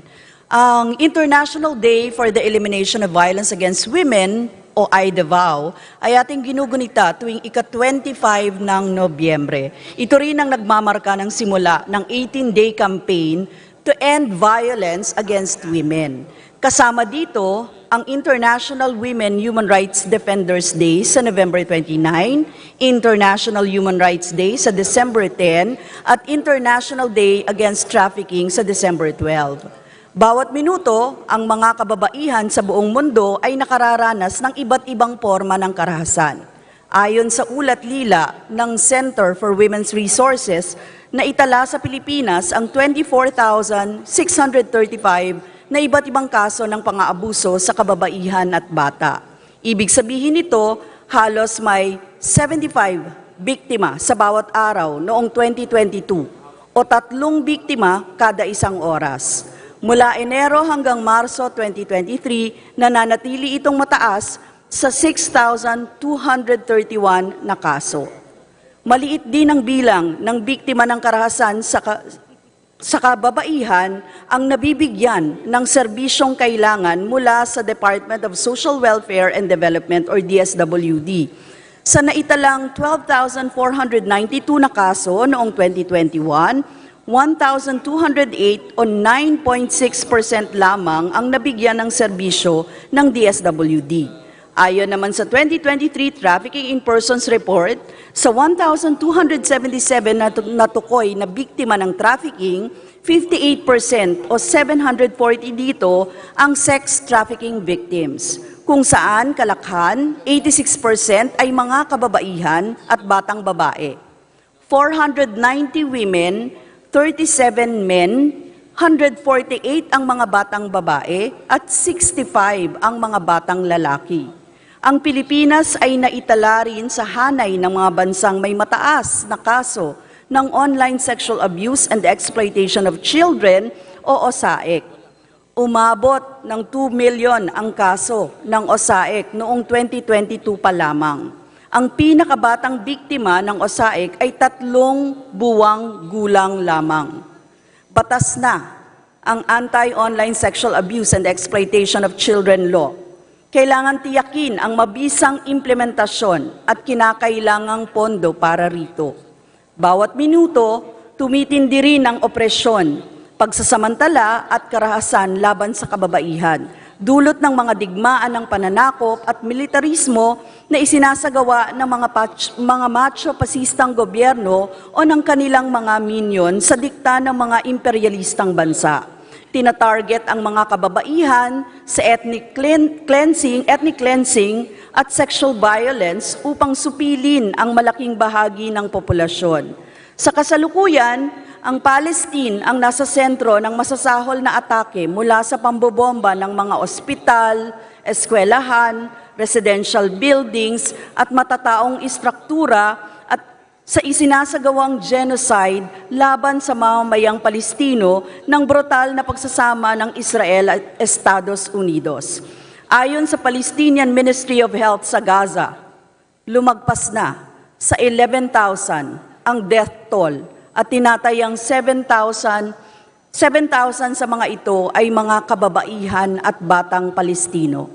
Ang bilang na ito ay umabot na sa 70% ng kabuuang bilang ng mga biktima ng pinakamasahol na war crime mula sa Hitlerite Holocaust.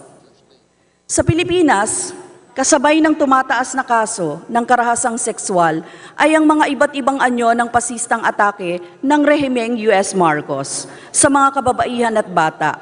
Kasama dito ang mga naiulat na aerial bombings sa mga komunidad ng magsasaka at katutubang mamamayan sa kanayunan, maging ang pinaigting na militarisasyon sa mga komunidad ng maralitang lungsod. Tumaas rin ang mga kaso ng extrajudicial killings, pagsasampa ng mga gawa-gawang kaso, iligal na pag-aresto at detensyon. Walang habas na red tagging at ang kriminalisasyon ng dissent sa paggamit ng anti-terror law. At lalo pang titindi at dadami ang mga kaso ng karahasan sa kababaihan dahil sa pagbuhos ng pondo para sa karagdagang base militar ng US sa iba't ibang bahagi ng bansa. Sa 2024, mahigit 6.3 billion ang gagastusin ng gobyerno para sa konstruksyon at pagmimintina ng mga base militar sa ilalim ng Enhanced Defense and Cooperation Agreement o EDCA, gamit ang pera ng taong bayan. Sa bawat minuto ng karahasan, mayroon ring babae na bumabangon at tumitindig laban dito. Sa kabila ng mga atake, 1 bilyong babae at higit pa sa buong mundo ang ating inaasahang haharap sa hamon ng ating panahon at ipagpapatuloy ang ating pagtindig para sa tunay na kalayaan. Taong 2013 nagsimula ang kampanyang 1 Billion Rising at hanggang sa kasalukuyan tayo ay nakikiisa sa pagbangon ng mga kababaihan laban sa karahasan. This coming November 25, Gabriela Women's Party will join the launching of the 1 Billion Rising Philippines 2024 campaign with the theme, Stop the Attacks Against Women and Children, Women of the World, Rise for Freedom. This year, the International Day for the Elimination of Violence Against Women will also be commemorated as the Global Day of Action to call for an end to the genocide by the U.S.-Israel against women, children, and peoples of Palestine, as well as the unparalleled U.S.-Philippine state fascism against Filipino women and children. Ngayon pa lamang, November 21, sa ating pagdiriwang ng World Children's Day, actually November 20 po, ang ating pagdiriwang ng World Children's Day, at sa bawat araw, patuloy tayo na maninindigan para sa kalayaan mula sa karahasan, para sa daigdig na malaya sa okupasyon, militarismo, karahasang sexual, at lahat ng forma ng karahasan laban sa mga kababaihan at bata. Patuloy tayong babangon para sa kalayaan mula sa pang-aapi at pagsasamantala nananawagan tayo ng pagkakaisa para sa dagdag na nakabubuhay na sahod, regular na trabaho, at pagwawakas ng kontraktualisasyon sa paggawa sa Pilipinas, pagkilos para sa kalayaan ng mga manggagawang kababaihan na mag-organisa at mag-unyon, para sa kalayaan mula sa kawalan ng lupa at hustisya, para sa tunay na reforma sa lupa at proteksyon ng kalikasan, para sa karapatan sa sariling pagpapasya, para sa paglaya ng bawat isang kababaihan at LGBTQIA+ na nananatiling ginigipit sa kulungan dahil sa kanilang pagtindig para sa karapatang pantao at katotohanan, para sa mas magandang bukas para sa mga bata at mga susunod pang henerasyon ng kabataan, ang mga kababaihan kasama ng sambayan ng Pilipino ay patuloy na babangon at maninindigan para sa tunay na kalayaan. Stop the attacks against women and children. Women of the world, rise for freedom. Maraming salamat, Mr. Speaker. Majority Leader. Mr. Speaker, there being no member who wishes to give their interpellation, I move that we refer the speech of Representative Arlene Brosas to the Committee on Rules for its appropriate action. Is there an objection? Chair is none. The privileged speech of Representative Arlene Brosas of Gabriela Party List is referred to the Committee on Rules for its appropriate action.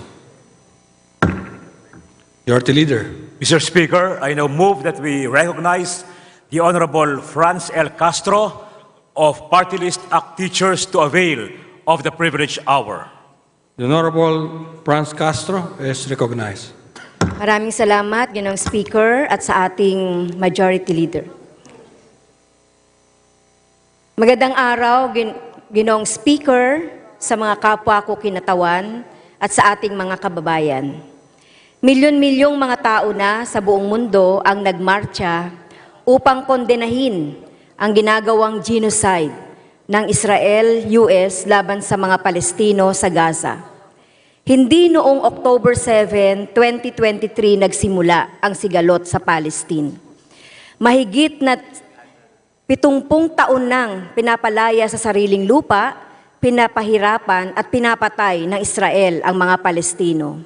Hindi tumitigil ang Israel sa pag-atake, pati ang mga sibilyang Palestino ay nabibiktima. Tuloy-tuloy ang airstrike at pambobomba ng Israel sa mga paaralan, simbahan at ospital sa Gaza. Kadalasan, nagiging shelter ang mga paaralan sa Gaza. Ito lamang nakaraang araw, Ginoong Speaker, November 18, napabalita ang pag-atake ng Israel sa 2 paaralan sa northern Gaza. Ayon sa news report, and I quote, Israeli air raids have killed many Palestinians at Al-Fakhora School, run by the United Nations Agency for Palestinian Refugees, o yung UNRWA.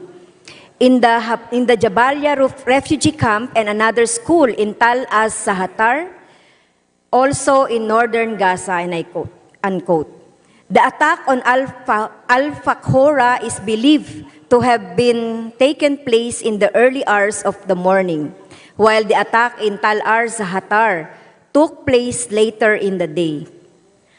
Halos 50 katao ang namatay at nasa daan-daan ang nasugatan sa nasabing pag-atake sa Al-Fakhora School mula na mismo sa reports ng Ministry of Health. Itong pag-atake sa mga paaralan, ospital, simbahan at pampublikong lugar ang nagiging trend ng Israel.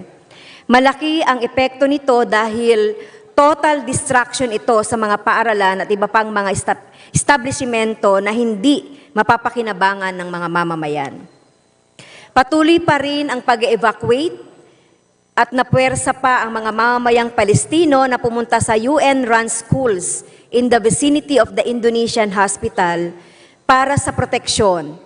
Ngunit hindi pa rin po ito nakaligtas sa pag-atake. Ang palagi lang sinasabi ng gobyerno ng Israel na hindi ito individual attacks, kundi atake laban sa Hamas. Ngunit sa kabaliktaran ay tinatarget nito ang mga sibilyang Palestino. Dagdag pa sa reports, and I quote, the The Dabalia refugee camp has been target of air raids for weeks as Israel claims it houses Palestinian fighters.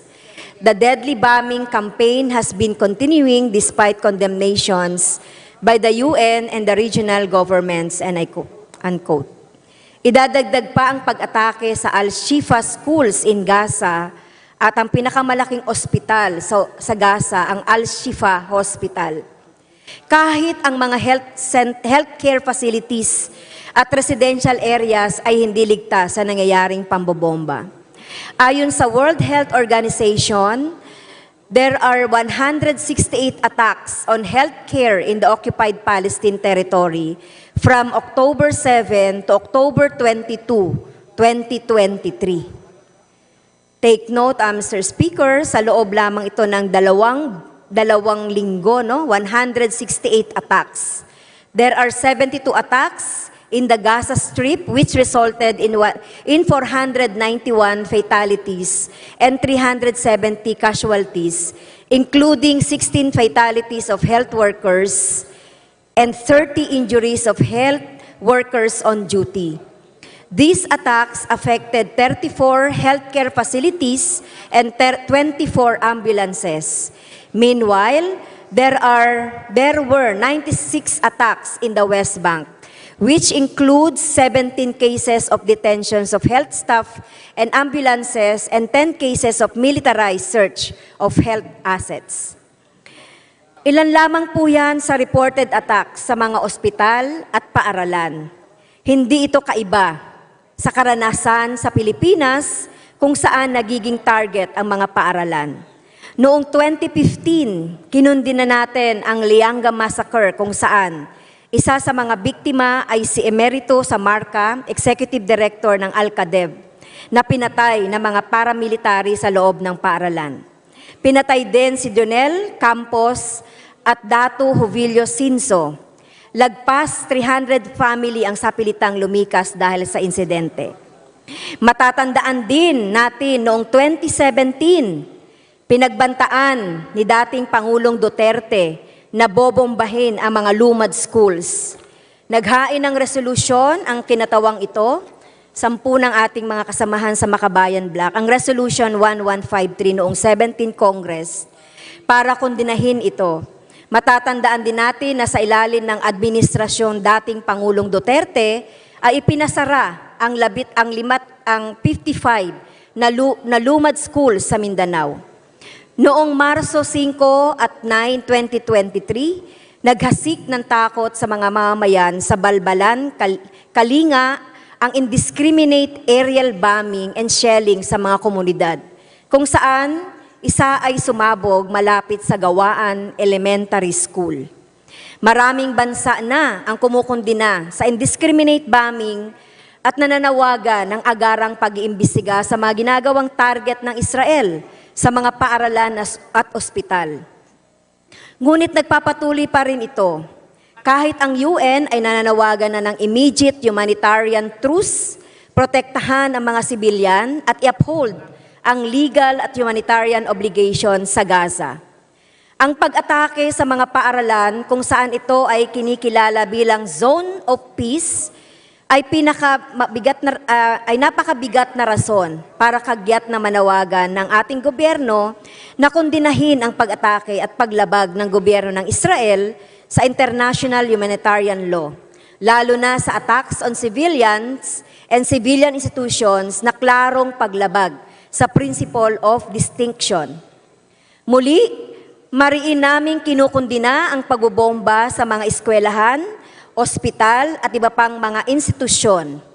Wala nang respeto sa sibilyan ang gobyerno ng Israel dahil patuloy ang kanilang pag-atake sa mga sibilyan at lalo na sa mga refugees. Kaya nananawagan kami sa Administrasyong Marcos Jr. na kondinahin ang ginagawang pambobomba sa Israel. Ang pag-abstain nito sa UN resolution na nananawagan ng immediate, durable and sustainable humanitarian truce ay hindi lamang isang pananahimik sa paglabag ng Israel sa mga international humanitarian laws. Ito ay pagkampi sa bawat paglabag ng Israel sa mga karapatan ng batang Palestino sa edukasyon at at batayang serbisyo. Inaanyayahan natin, Ginoong Speaker, ang mga mamamayan na lumahok sa kilos protesta sa Nobyembre 25. Suportahan din natin ang mga panawagan para sa ceasefire at lifting of siege of Gaza para makapasok ang mga kinakailangang humanitarian aid and services para sa mga mamamayan ng Palestine. Suportahan din ang panawagan on all parties to seriously address the legitimate grievances of the Palestinian people against the unjust colonization and occupation of their lands. Manawagan ng stop the genocide and just peace in Palestine. Muli, Ginoong Speaker, magandang hapon at sa ating mga kapwa kinatawan. Maraming salamat po. Majority Leader. Yeah, Mr. Speaker. Mr. Speaker, may we recognize the Honorable Janet Garin for her interpellation. The Honorable Janet Garin is recognized. Thank you, Mr. Speaker. Mr. Speaker, ikinakagalak ko po ang pagtayo ni kagalang-galang Franz Castro para magsalita dun sa mga walang boses pero patuloy na nahihirapan sa Gaza Strip. Mr. Speaker, may I ask the Honorable Franz Castro, tama po ba na sinabi niya na ang collateral damage sa gyera na ito ay buhay? Yes, tama po, Ginoong Speaker, na itong patuloy na gera ng Israel at ng Palestine, ang nagiging collateral po dito ay ang buhay ng kanyang mga mamamayan, both naman pero sa patuloy na pambobomba po ng Israel sa Palestine, pati yung mga bata, mga kababaihan at mga sibilyan na walang kamahalay-malay sa gera ay talagang nagiging collateral dito sa gera. Mr. Speaker, narinig po natin ang sinabi ni Congresswoman Franz Castro, genocide ang nangyayari. And if we look at the definition of genocide, it simply means the deliberate killing of a large number of people from a particular nation or ethnic group with the aim of destroying that nation or group. Does our distinguished colleague confirm this? Yes, tama po yung definition ng genocide, Mr. Speaker. Totoo naman po na sa ginagawa ng Israel at inaasta ng Israel sa ngayon at kahit na ang UN po, Mr. Speaker, ay hindi mapigilan ang Israel na talagang lipulin ang Palestine. So tinitignan po natin on observation na talagang genocide ang ginagawang ito ng Israel. Mr. Speaker, narinig po natin sa sinabi ni Congresswoman Franz Castro na mga schools, paaralan at mga ospital ay binobombahan. Nabibigyan po ba sila ng pagkakataon na dalhin lang naman ang ating mga pasyente and transfer to other health facilities outside the Gaza Strip? Well, ayon po sa report, Mr. Speaker, doon sa mga nabasa nating mga reports na talagang dahil sinasabi ng Israel na ilan sa mga ginagamit na pinagtataguan yung mga hospital, minsan ginagamit yung ambulance, and even schools ay nagagamit daw. Pero dapat dito sa gera na ito, mas spare ng Israel itong mga school facilities at mga ospital dahil sa nangyayaring gera, ito lang yung pwedeng puntahan, di ba, ng mga sugatan, ng mga nagiging collateral, mga injuries, na mga hindi lang ng mga Palestine, pati yung ibang mga civilians din na nandoon sa Gaza.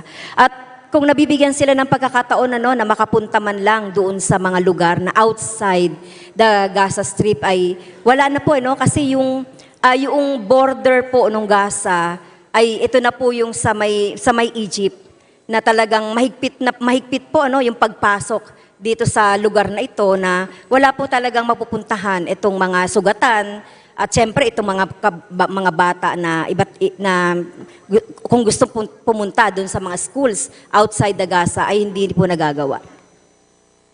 So meaning, Mr. Speaker, distinguished colleague, do we already have an estimate of how many were actually killed in this war?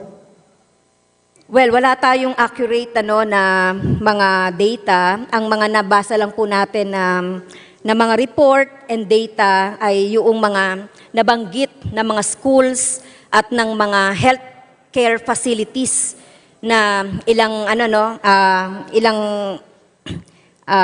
hundreds na nandito ngayon do sa ating mga nabasang reports.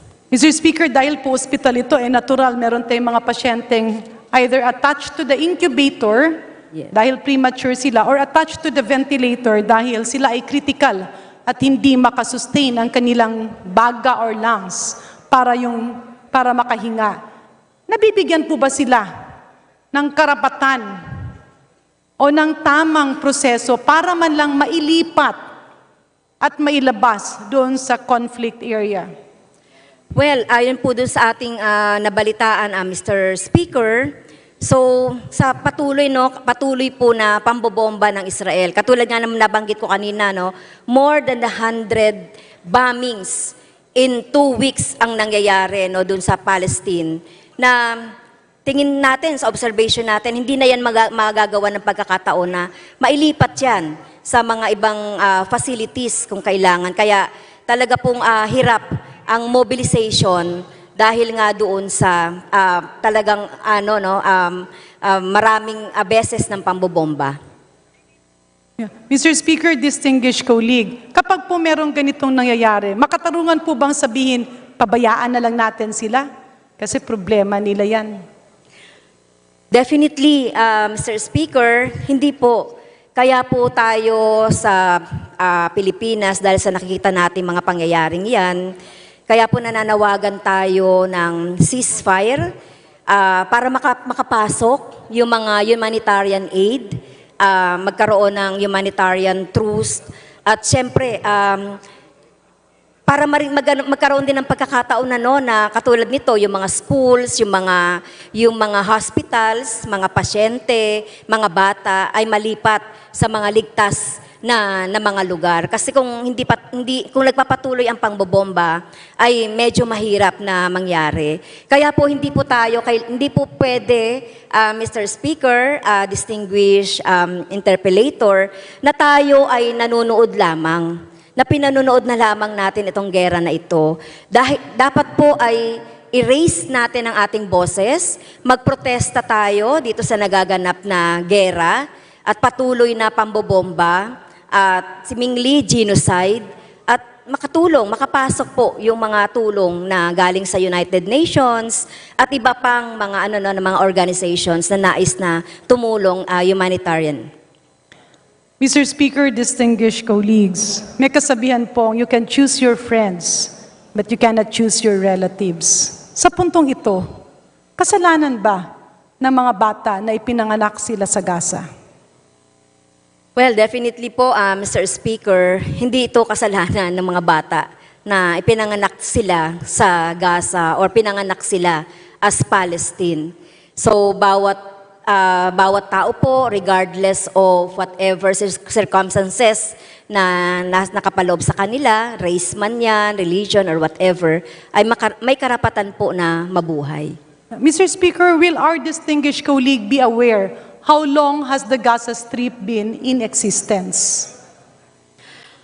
Ayon po doon sa ating kasaysayan, sa nabasa ko lang, matagal na po ito. Actually, itong mga kalupaan na to ay earlier than 1927 ay nag-exist na ang Palestine sa lugar. In other words, Mr. Speaker, distinguished colleague, lahat tayo hindi pa ipinanganak at lahat tayo nung kapanahonan na yon ay tila puro pa virgins. Meron ng mga tao na wala silang choice kundi lumaki, ipanganak, magkaanak at magkaroon ng mga apo sa lugar na iyon. Will our distinguished colleague affirm this, Mr. Speaker? Yes, tama po, nag-exist na po ang Palestine before 1927 ayon sa mga ulat ng kasaysayan. At sa puntong ito, Mr. Speaker, distinguished colleague, kapag ikaw ay pinanganak ng lolo, ng lolo, ng lolo, ng lolo mo, ikaw ba ay may karapatan? Or do you have an option to reside in another country? Well, kung ako po, siyempre kung ikaw ay pinanganak sa isang bansa na ituturing mong iyo, pag-aari, no? So, kailangan, may karapatan ka na mabuhay sa lugar na yon. Kahit halimbawa tayong mga Pilipino na ipinanganak dito sa Pilipinas, karapatan natin na mabuhay, magkaroon ng magkaanak or magkapamilya dito sa sariling bansa. Kaya yun po yung pinaglalaban actually ng mga Palestine, yung self-determination at yung karapatan na i-occupy at manirahan doon sa kanilang lupang kung saan sila sinilang. Yeah, Mr. Speaker, distinguished colleague, hindi ko po kabisado yung protocol ng mga pinapalabas, nag-exit sa border. But if my memory recalls me right, in the news, it says it's limited to foreigners. But how about those who have been residing, born in Gaza? Are they allowed to get out?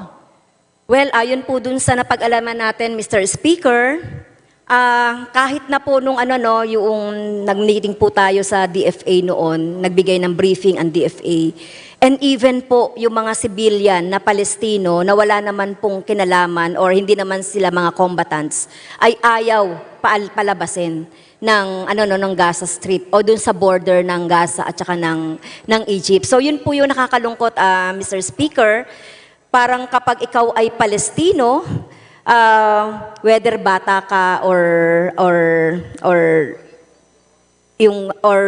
father mo ay hindi pwede na makalabas. So yun po yung alam natin. Mr. Speaker, let's say, I am a 6-year-old child.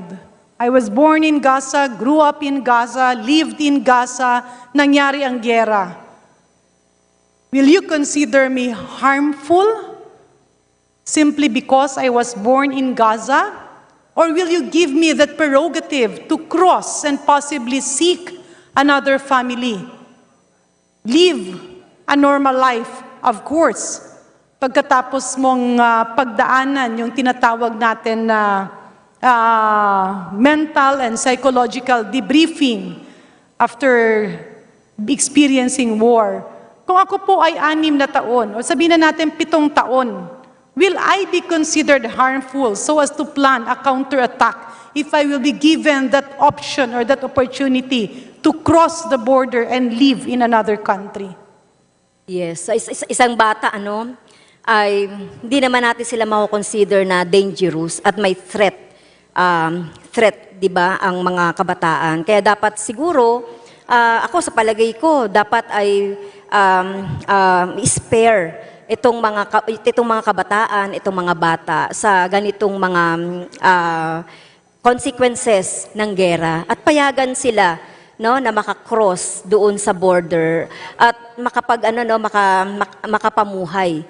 May mga instances po na kahit na mga kababayan natin na merong asawang Palestino at may mga anak na Palestine ay hirap din na makatawid doon sa Gaza Strip, doon sa kabilang border. So yun po yung naging problema. Kaya kailangan po talaga natin ng tulong para sa kanila. Mr. Speaker, distinguished colleague, narinig po natin, have you heard about white phosphorus? Pardon? White phosphorus.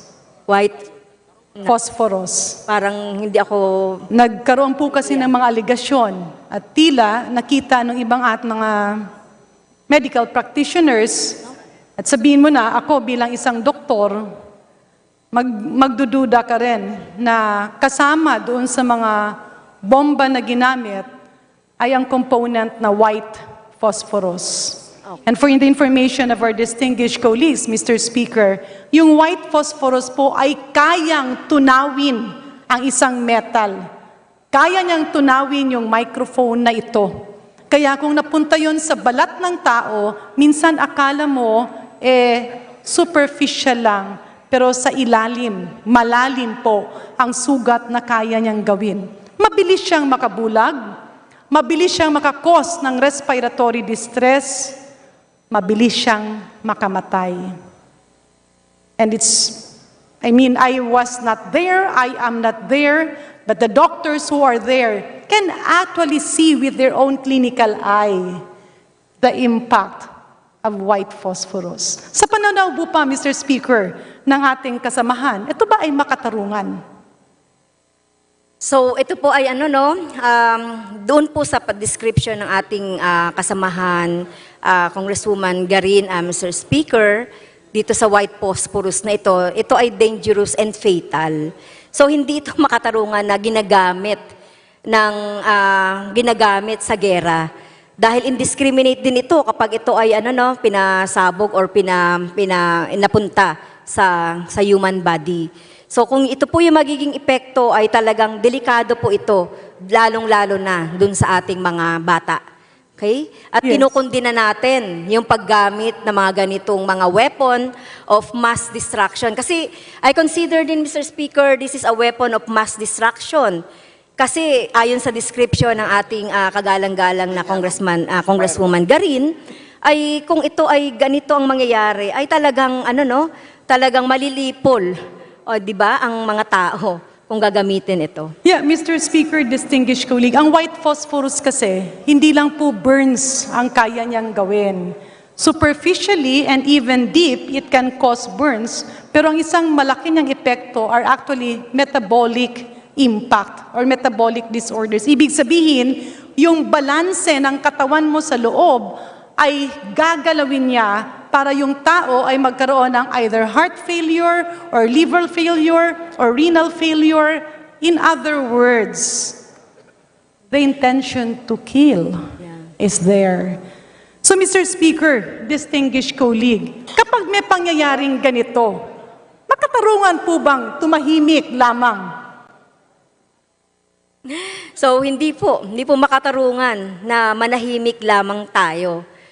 Kung tinutukoy ng ating distinguished interpreter, Mr. Speaker, ay kung tayo bang mamamayang Pilipino, ay hindi pwedeng tumahimik na lamang tayo sa mga nangyayaring ganito. Kasi baka mangyari din yan later on sa atin, di ba? Kaya yan po ay dapat na kondinahin at dapat po tayong magprotesta sa mga ganitong paggamit ng distraction sa mga sangkatauhan.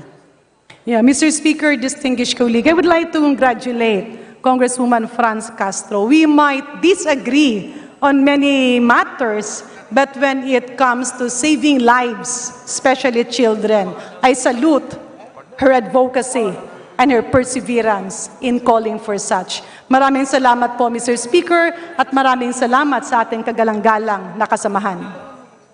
Mr. Speaker, nagpapasalamat din po ako dun sa ating kasama, Congressman Janet Garin, kasi sa bawat encounter po natin ay may natututunan tayo. Maraming salamat po, Mr. Speaker. Mr. Speaker, I now move that we recognize the Honorable Congressman Zia Alonto Adjong for his interpellation.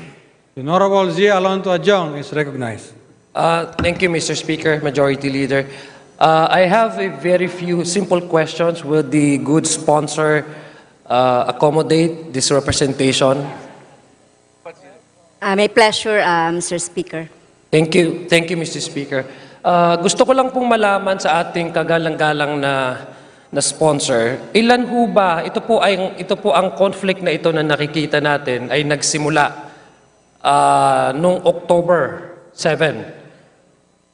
Sa palagay po niya, ilan po yung mga naging biktima na po, bilang ng biktima ng mga bata at kababaihan, simula po nung October 7 sa taong ito? May tala po ba siya? Well, since October 7, Mr. Speaker, wala po tayong eksakto na mga bata na naapektuhan, whether namatay or na-injure dito sa gera na ito o pambobomba. Pero makikita natin sa mga reports, sa mga balita na napakarami po na bata ang mga casualty dito sa gera na ito, dito sa pagsimula ng pambobomba ng Israel sa Gaza mula noong October 7. Mr. Speaker, meron na pong tala na humigit kumulang 12,000 plus na mga civilian po ang sa Gaza Strip ang naitalang namatay dahil sa karahasan na nangyayari ngayon sa Gaza Strip. Ito hong mga reports na ito, almost half of the data that we have learned, and it is already out online, tala po ito ng United Nations. Almost half of the data ay mga kabataan po. In fact, 3,000 of them ay sabi nga po kanina, nakikinig po tayo sa mga katanungan ni Congresswoman Garin, karamihan po ito ay mga infant. Yes. Sa palagay po niya, Mr. Speaker, ang ating galang-galang na sponsor, meron po ba, dahil itong tala na ito ay verified by the United Nations, meron po bang nilabas ang United Nations na kanilang official na statement regarding the war or the genocide, as the good sponsor described it, na nakikita po natin sa Gaza? May nilabas po bang official na statement ng ang United Nations regarding this in relation to the more than 12,000 civilians perished and died due to bombings and airstrikes by the Israeli Air Force? Okay, so Mr. Speaker, distinguished interpellator, mula po sa may tinanong kayo kanina no, na sa report po na nakita natin dito, there are 7,000 po na mga babae at mga children ang namatay dito sa Gaza. So more kagaya ng sinabi niyo, 12,000. Sa bahagi ng sa bahagi ng United Nations, parang wala pa po yata akong narinig na official na statement kaugnay nito, Mr. Speaker, maliban doon sa sinasabi nila na magkaroon sana ng humanitarian truce na naging subject po ng sa General Assembly, kaugnay doon sa na magkaroon sana ng humanitarian truce dito sa nangyayari sa Palestine at Israel.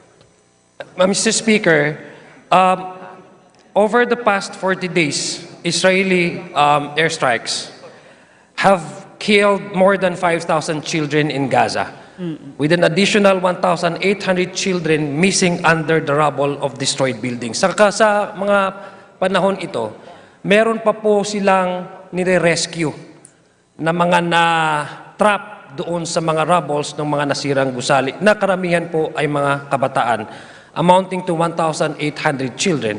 That is more than 6,800 Palestinian children killed over the period of 40 days.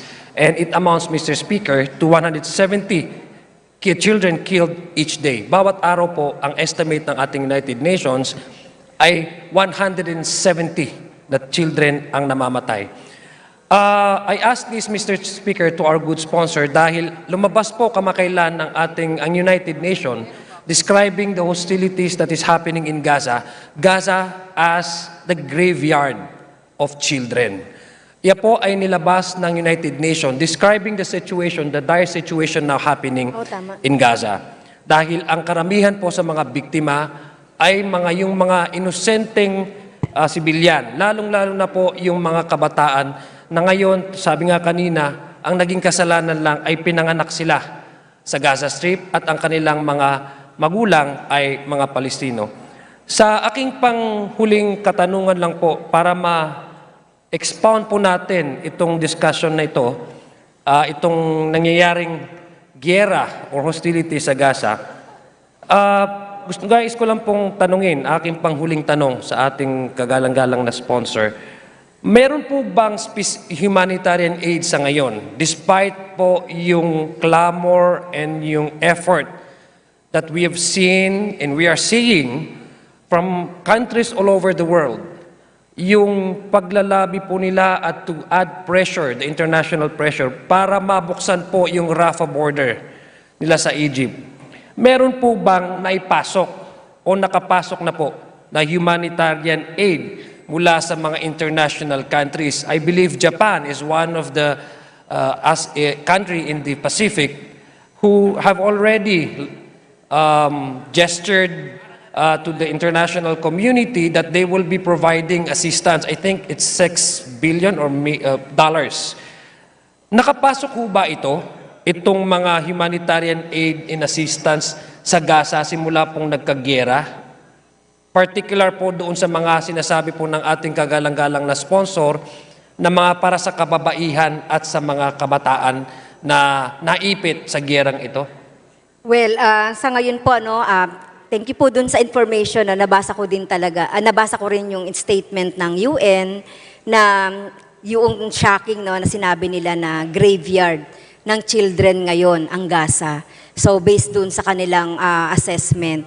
At sa ngayon, yung mga humanitarian aid, lalong-lalo na po dun sa ating mga bata, yung ating mga kababaihan ay nahirapan po na talaga na makapasok dito sa Gaza Strip, no, dahil sa patuloy nga po na mga pambobomba. Kaya dapat po dahil din sa hundreds na, Mr. Speaker, yung nagaganap ngayon na mga protesta sa iba't ibang mga bansa laban dito sa patuloy na pambobomba ng Israel sa Gaza. At dapat ito yung mag-push sa ating mag-push doon sa ganitong pangyayari na makapasok yung mga humanitarian aid. At kung pwede ay ma-spare o mailabas dito yung ating mga kabataan, yung mga kababaihan, yung mga civilian, okay, na naiipit dito sa gera. Mr. Speaker, panghuli na lang pong manifestasyon. Gusto ko pong I join my colleague, yung kanina pong interpellator, Congresswoman Janet Garin, in extending my appreciation to the good sponsor for enlightening this body in this House on the current situation in Gaza, Mr. Speaker. Mr. Speaker, according to the British humanitarian organization, Oxfam, it has declared that due to this aggression committed by the Israeli Defense Force, the denial of humanitarian access, it has become apparent that starvation was also being used as a weapon of war against civilians in Gaza. That the UN Relief, Mr. Speaker, and Works Agency for Palestine Refugees has noted the conditions now in Gaza are inhumane and will continue to deteriorate as days go by. 717 na po, 1,000 na mga internally displaced people ang nakita po na umalis, that they are forcibly displaced because of this war, and most of them are children. Nakikisa po ako sa panawagan ng ating kagalang-galang na sponsor upang magkaroon po ng ng posisyon ang ating gobyerno, ang Pilipinas, na to add onto the pressure, the international pressure, for ceasefire to be declared in the Gaza Strip so that humanitarian aid will come in para hindi po sa lalong madaling panahon, hindi pa po madadagdagan yung numerong namamatay ng mga sibilyan sa Gaza, babae, kabataan, at yung mga elderly po. Marami pong salamat, and again, I congratulate our good sponsor for standing up and informing this body that we need to make a stand for the ceasefire in Gaza. Thank you po, and thank you, Mr. Speaker. Thank you, Mr. Speaker. Majority Leader. Mr. Speaker, there being no other member who wishes to interpret, I now move that we refer the privileged speech of the Honorable Franz Castro, as well as the interpellations of the Honorable Garin and the Honorable Adjong, to the Committee on Rules for appropriate action. Is there any objection? Chair hears none. The privileged speech of Honorable Castro, including its interpellation, is referred to the Committee on Rules for its appropriate action. Majority Leader. Mr. Speaker, I now move that we terminate the privilege hour. The privilege hour is terminated. Majority Leader. Mr. Speaker, considering that copies of Journal Number 30, dated November 13, 2023, Journal Number 31, dated November 14, 2023, and Journal Number 32, dated November 15, 2023, were already distributed to the members, I move to dispense with the reading of the said journals. I so move, Mr. Speaker. There is a motion to dispense with the reading of the aforementioned journals? Is there any objection? Chair hears none. The motion is approved. The reading of the said journals is dispensed with. Mr. Speaker, I move that we approve said journals. I so move, Mr. Speaker. There is a motion to approve the said journals. Is there any objection? The chair hears none. The motion is carried. Journal number 30, dated November 13, 2023. Journal number 31, dated November 14, 2023. And journal number 32, dated November 15, 2023 is hereby approved. Mr. Speaker, I move for the change of referral of House Resolution numbers 1393 and 1477 from the Committee on Justice to the Committees on Justice and Human Rights. Is there any objection? Chair hears none. The motion is approved. Mr. Speaker, I move to include additional co-authors to House Bill numbers 940, 9471, 9472, 9473, 9474, 9475, 9476, 9477, 9478, 9479, 9480, 9481, 9482, 9483, 9484, 9485, 9486, 9487, 9488, 9489, 9490, 9491, 9492, 9493, 9494, 9495, 9496, and 9506 as contained in the list to be submitted by the Committee on Rules. Is there any objection? The chair hears none. The motion is approved. Mr. Speaker, I move that we adjourn session until tomorrow, Wednesday, November 22, 2023, at 3 o'clock in the afternoon. Is there any objection? The chair hears none. The session is adjourned until tomorrow, November 22, at 3 p.m.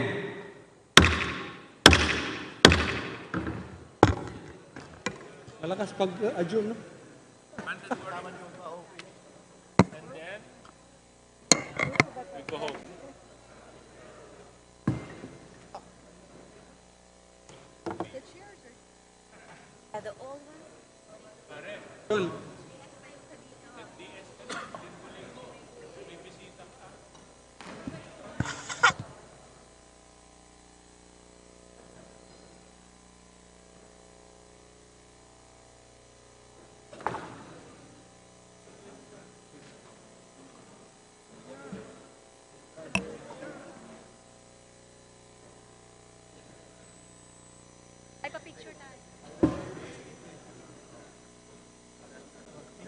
Mga Bisaya.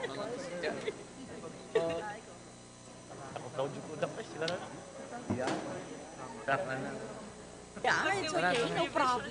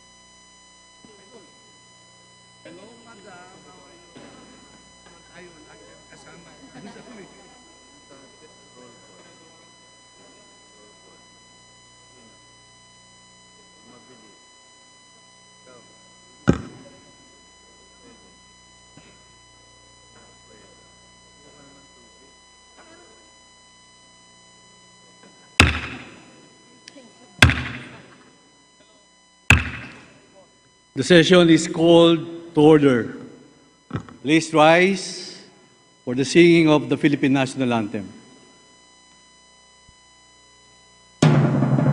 Bayang magiliw, perlas ng silanganan, alab ng puso, sa titik mo'y buhay.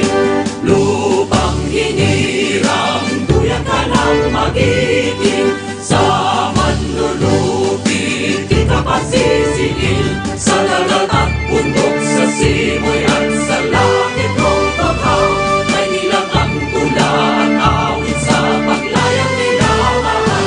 Ang kisap ng watawat mo'y tagumpay na nagtitigil, ang bituin at araw niya kailan pa may magdidilim.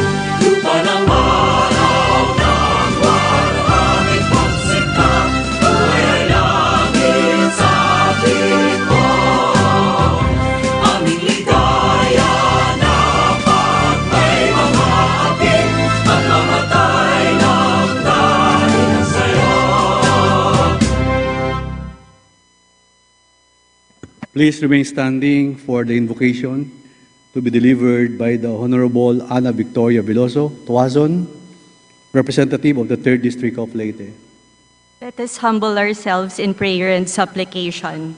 Almighty God, our Father and Redeemer, we are broken and made whole in your suffering, grace, and mercy. We praise and thank you for calling us to do your work and for gathering us today to collectively discern your will. Thank you for the meaningful and impactful work, allowing us to bear witness to your glory with lives affirming your loving presence in our midst. As we approach the 10th year commemoration of what Typhoon Yolanda unleashed and take stock of our collective and individual lessons and response, Lord, we ask you to pardon our shortcomings as stewards and limited understanding of the complex realities we still need to deal with. Heal our hearts and minds and help us to truly listen. Please forgive our ambivalence and cynicism and help us to truly see what has to be done, strategically adapt, mitigate, and amplify climate action efforts. Guide us as we work towards being the change we want to see. Thank you for the opportunity to be sanctified by our work, for the gifts of hope, courage, teamwork, and grit, in wholeheartedly responding to the needs of our constituents and fellow Filipinos, particularly the marginalized and underserved. Thank you for the small mercies you send and for suffering with and for us. We pray with and for all among us who continue to overcome trauma, as well as the sick, the dying, the desolate, the grieving, and all limited by catastrophes and confined by the prisons of our time. Over the next 6 weeks of regular session for 2023, please bless us with the courage and wisdom we need for the catalytic work that still has to be done for our country and our planet. Help us as we craft transformative and impactful legislation, as we mobilize resources for our constituents and countrymen who need them most. Help us to do what is right, be a force for good, and create a culture of moral integrity in which people feel safe, seen, heard, and respected. May our gratitude be translated into wholehearted witnessing that draws our communities closer to you, seeing you in the work that we do. All this we ask with a child's faith. Amen. The Majority Leader is recognized. Mr. Speaker, I move to call the roll of members. The Secretary General is directed to call the roll of members of the House of Representatives. Roll call of members. Honorable Representatives Abalos, Abante, Abunda, Acharon, Asidre, Acop, Adyong, Advincula, Agarao, Alba, Albano, Almario, Almonte, Alonte, Alvarez Jose, Alvarez Mercedes, Alvarez Pantaleon, Amante, Amatong, Angara, Aquino, Aquino Magsaysay, Arbison, Arenas, Arrogancia, Asistio, Ataide, Omentado, Balindong, Barba, Barbers, Baronda, Barzaga, Bascug, Bautista, Bautista Lim, Benitez, Bernos, Billones, Biron, Bolilia, Bondok, Bongalon, Bordado, Bosita, Briones, Brosas, Buhain, Bulut Bigtang, Bustos, Cabredo, Cagas, Kahayon Uy, Calderon, Calixto, Campos, Kawagdan, Cardema, Cari, Castro Franz, Castro Jean, Celeste, Chan, Chato, Chua, Chungalao, Ko Angelica Natasha, Ko Elizaldi, Ko Pilar, Ko Juanco Jaime Eduardo Mark, Ko Juanco Mark, Colada, Coliantes, Corvera, Cruz Ambrosio, Cruz Ricardo, Cuba, Quaresma, Dagook, Dalipe, Dalog, Dayang Hirang, Daza, De Jesus, De Venecia, Defensor, Del Mar, De Los Santos, Dimaporo Muhammad Khalid,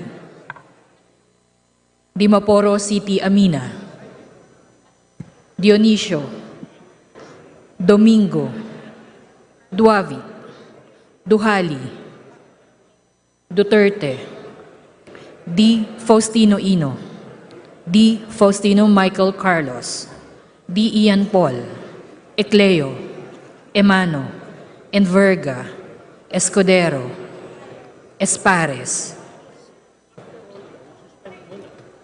Espina, Estrella, Udela, Farinas, Fernandez, Ferrer Antonio, Ferrer Juliet Marie, Flores, Fortes, Frasco, Fresnedi, Fuentebella, Galeyos, Garcia Albert, Garcia Dante, Garcia Jose Arturo, Garcia Maria Angela, Garcia Pablo Jan, Garcia Vincent, Guardiola, Garin, Gasataya, Gato, Go Ed Christopher, Go Mark, Goles, Gomez, Gonzaga, Gonzales Aurelio,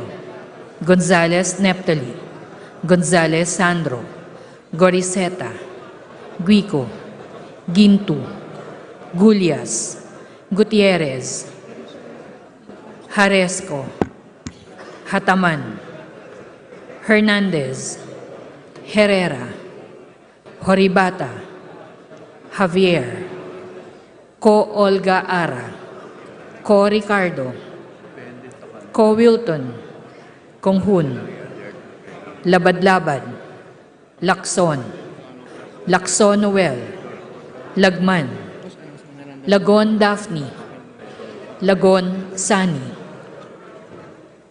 Lara, Lazatin, Lee, Legarda, Libanan, Limkaychong, Loyola, Luistro, Lumayag, Macapagal Arroyo, Maceda, Madrona, Magsino, Malapitan, Mangawang, Manikis, Manuel, Marañon, Marcoleta, Marcos, Mariano Hernandez, Marinho, Marquez, Martinez, Mastura, Matibag, Matugas, Mendoza, Mercado, Mercado Revilla, Miguel, Momo, Morden, Nava, Nisay, Nograles Juan Fidel Felipe, Nograles Margarita, Nolasco, Owaminal, Olaso, Olivares, Ongchuan, Ordanes, Ortega, Uano Dizon, Padiernos, Paduano, Paglas,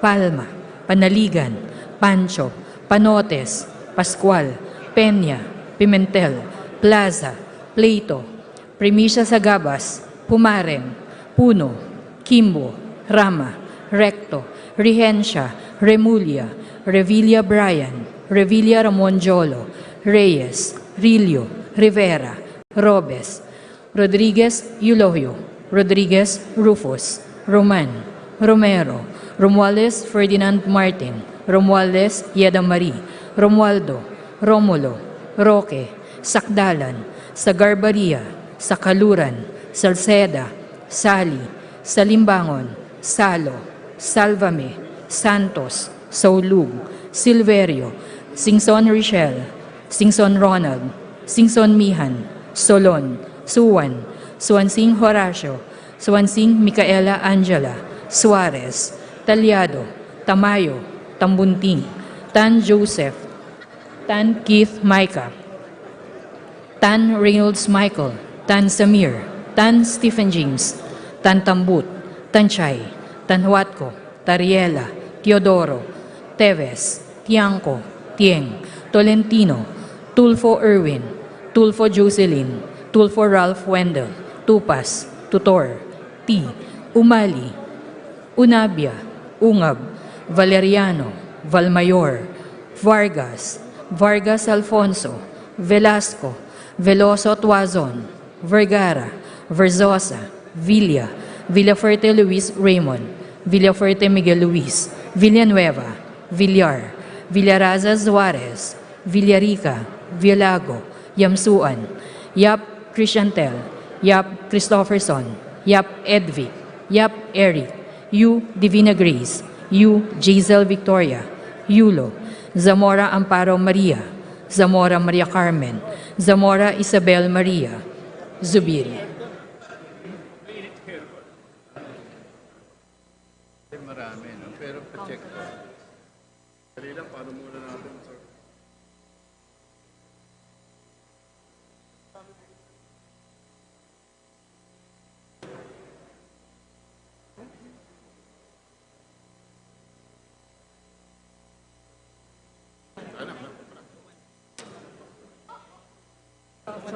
Buffer. 224. Oy, Paulo Duterte, ano? Paulo Duterte daw nag-excuse. Excuse? Absent o ano? Excuse. Sama. Kasama? Duterte, sama.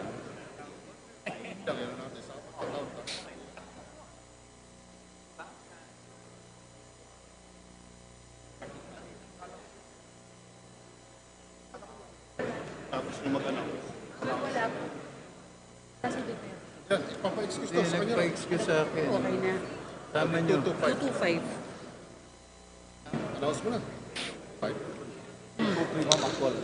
Ha? Ilan? Yan na, sige na. Mr. Speaker, the roll call shows that 227 members responded to the call.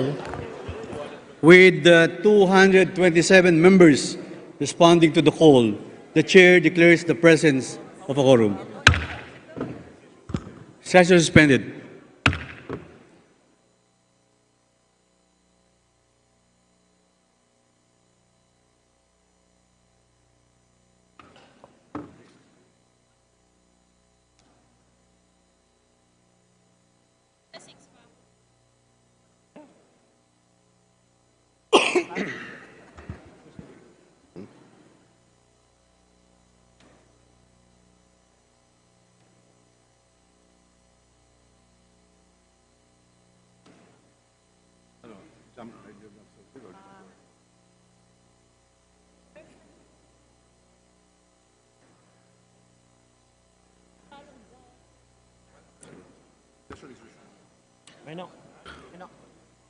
Session is resumed.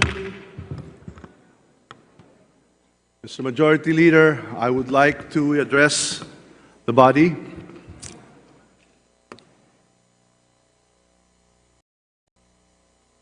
Dear colleagues, the Speaker of the House, Ferdinand Martin G. Romualdez, will address the body.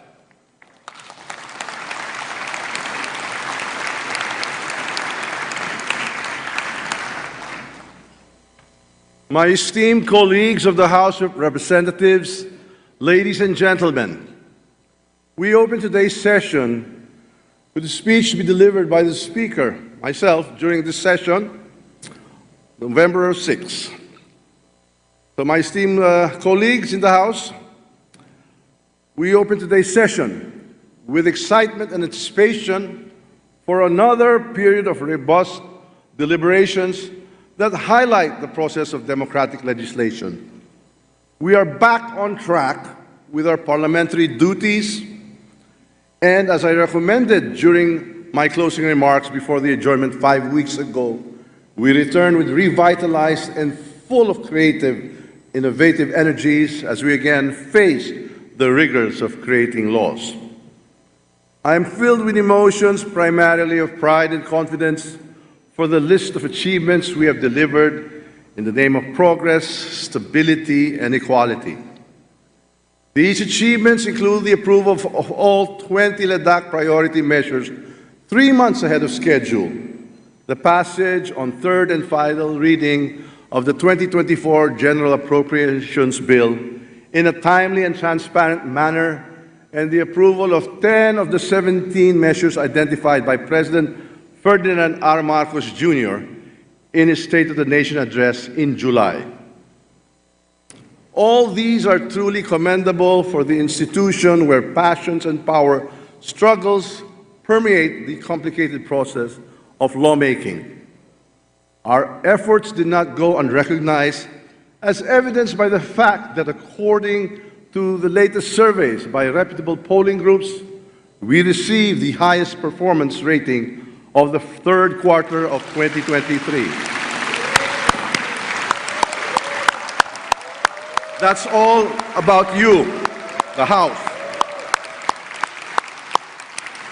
I'm also elated to report that the most recent survey by Okta Research indicate we are on the right track in identifying and addressing the problems and issues that confront our kababayans in their daily lives.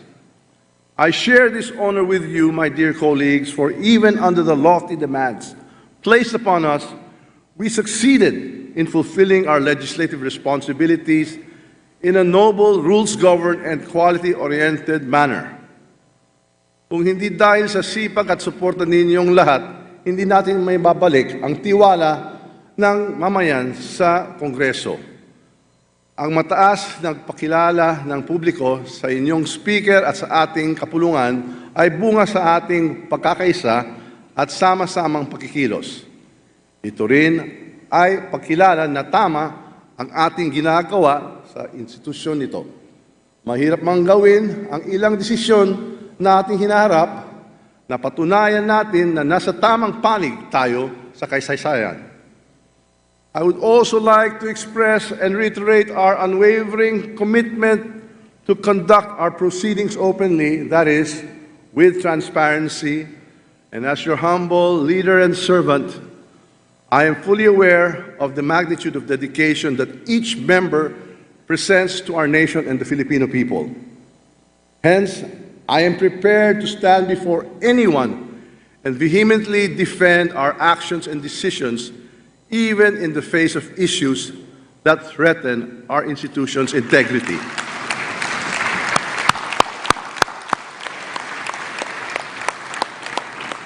We have consistently upheld the principles associated with democracy, representation, fairness, pluralism, and even dissent.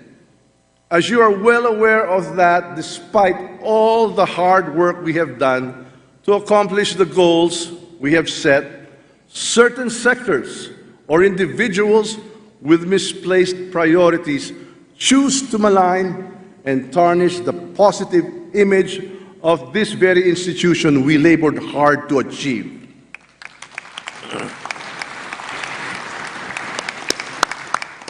My fellow legislators, it is true that we, the members of this 300-plus strong chamber, compose a cluster of high-minded individuals possessing a diversity of passionate views and different political perspectives. However, we remain steadfast as we set our differences aside and become fiercely united whenever the institution we courageously devote our efforts to, or any individual member of this chamber for that matter, is being threatened by opportunistic motives that aim to distract us from fulfilling our mandate.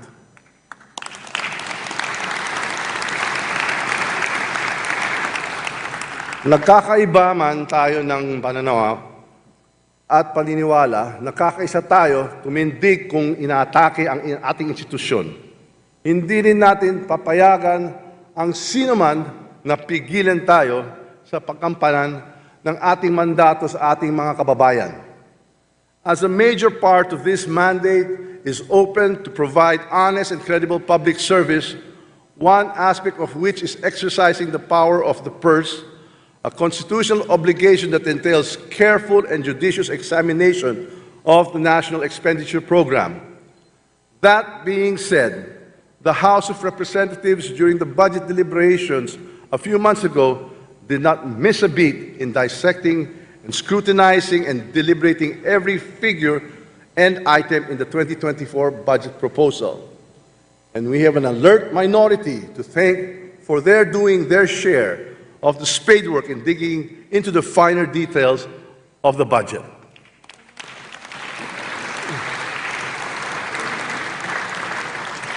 The House was never lenient, nor did it favor anyone.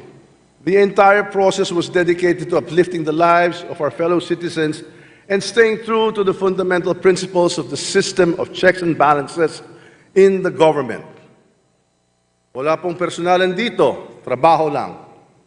And as the Speaker, I am telling you in no uncertain terms that every centavo that was approved for spending under the 2024 National Expenditure Program will be judiciously spent.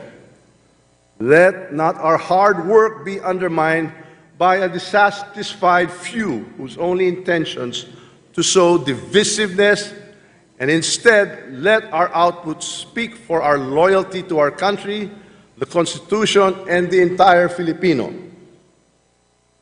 My dear colleagues, our defense against those who endanger the integrity of the House of Representatives is to fulfill our utmost priority, which is to bring forth the most significant and responsive pieces of legislation. By complementing the legislative agenda of the President, we stay true to our sworn duty despite pressure from all fronts. Our most important clients, the constituents we are duty-bound to serve, expect nothing less than the results founded on honesty, trustworthiness, and moral uprightness. Non-negotiable demands that we must safeguard and deliver.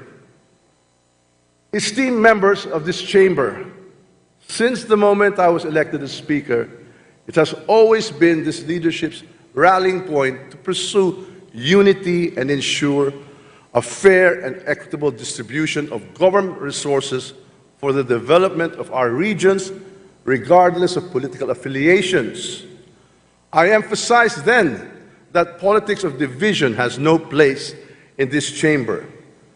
This still holds to this day, only now I reiterate this with a strong resolve and greater conviction. But let it be said, never must we countenance or allow others not so likely-minded individuals who choose to malign or put down the image of this institution and dictate the direction we must go.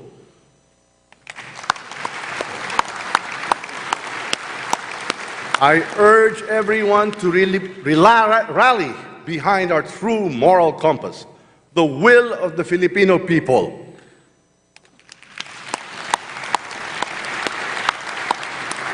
Tatayo ako laban sa sinuman na mananakot sa atin para masunod lamang ang gusto nila. Itindig ako tayong lahat para sa kapakanan ng bayan.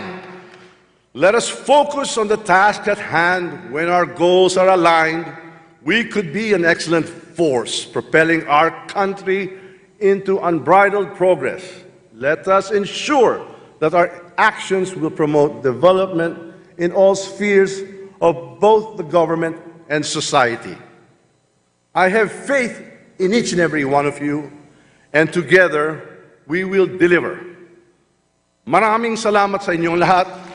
Mabuhay ang Pilipinas!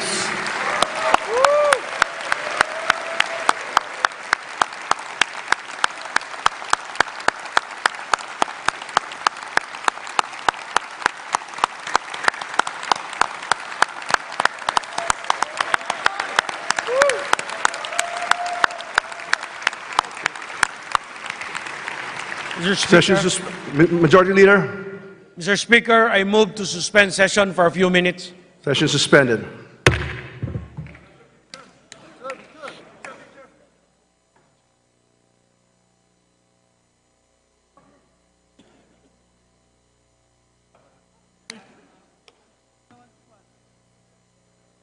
Picture down.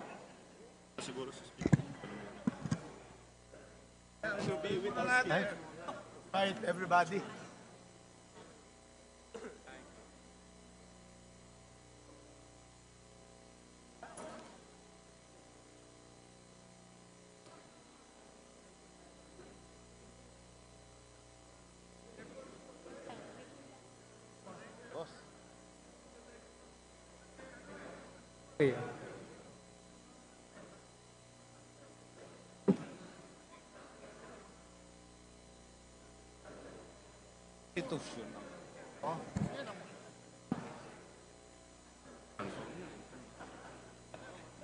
Bago 414, ito na muna.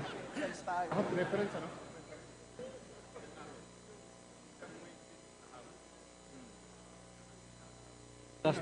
Last mo na yung 1414, di ba? Yeah, dito siya. Dito nila.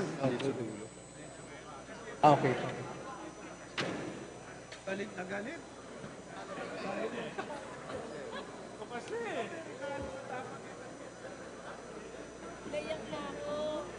Damay-damay pa tuloy tayo.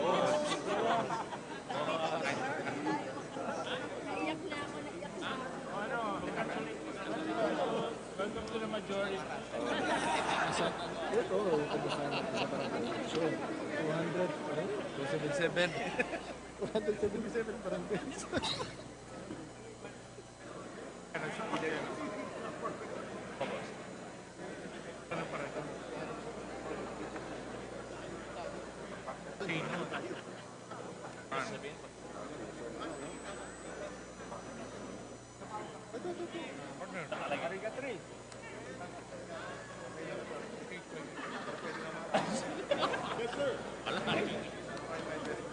bumalik.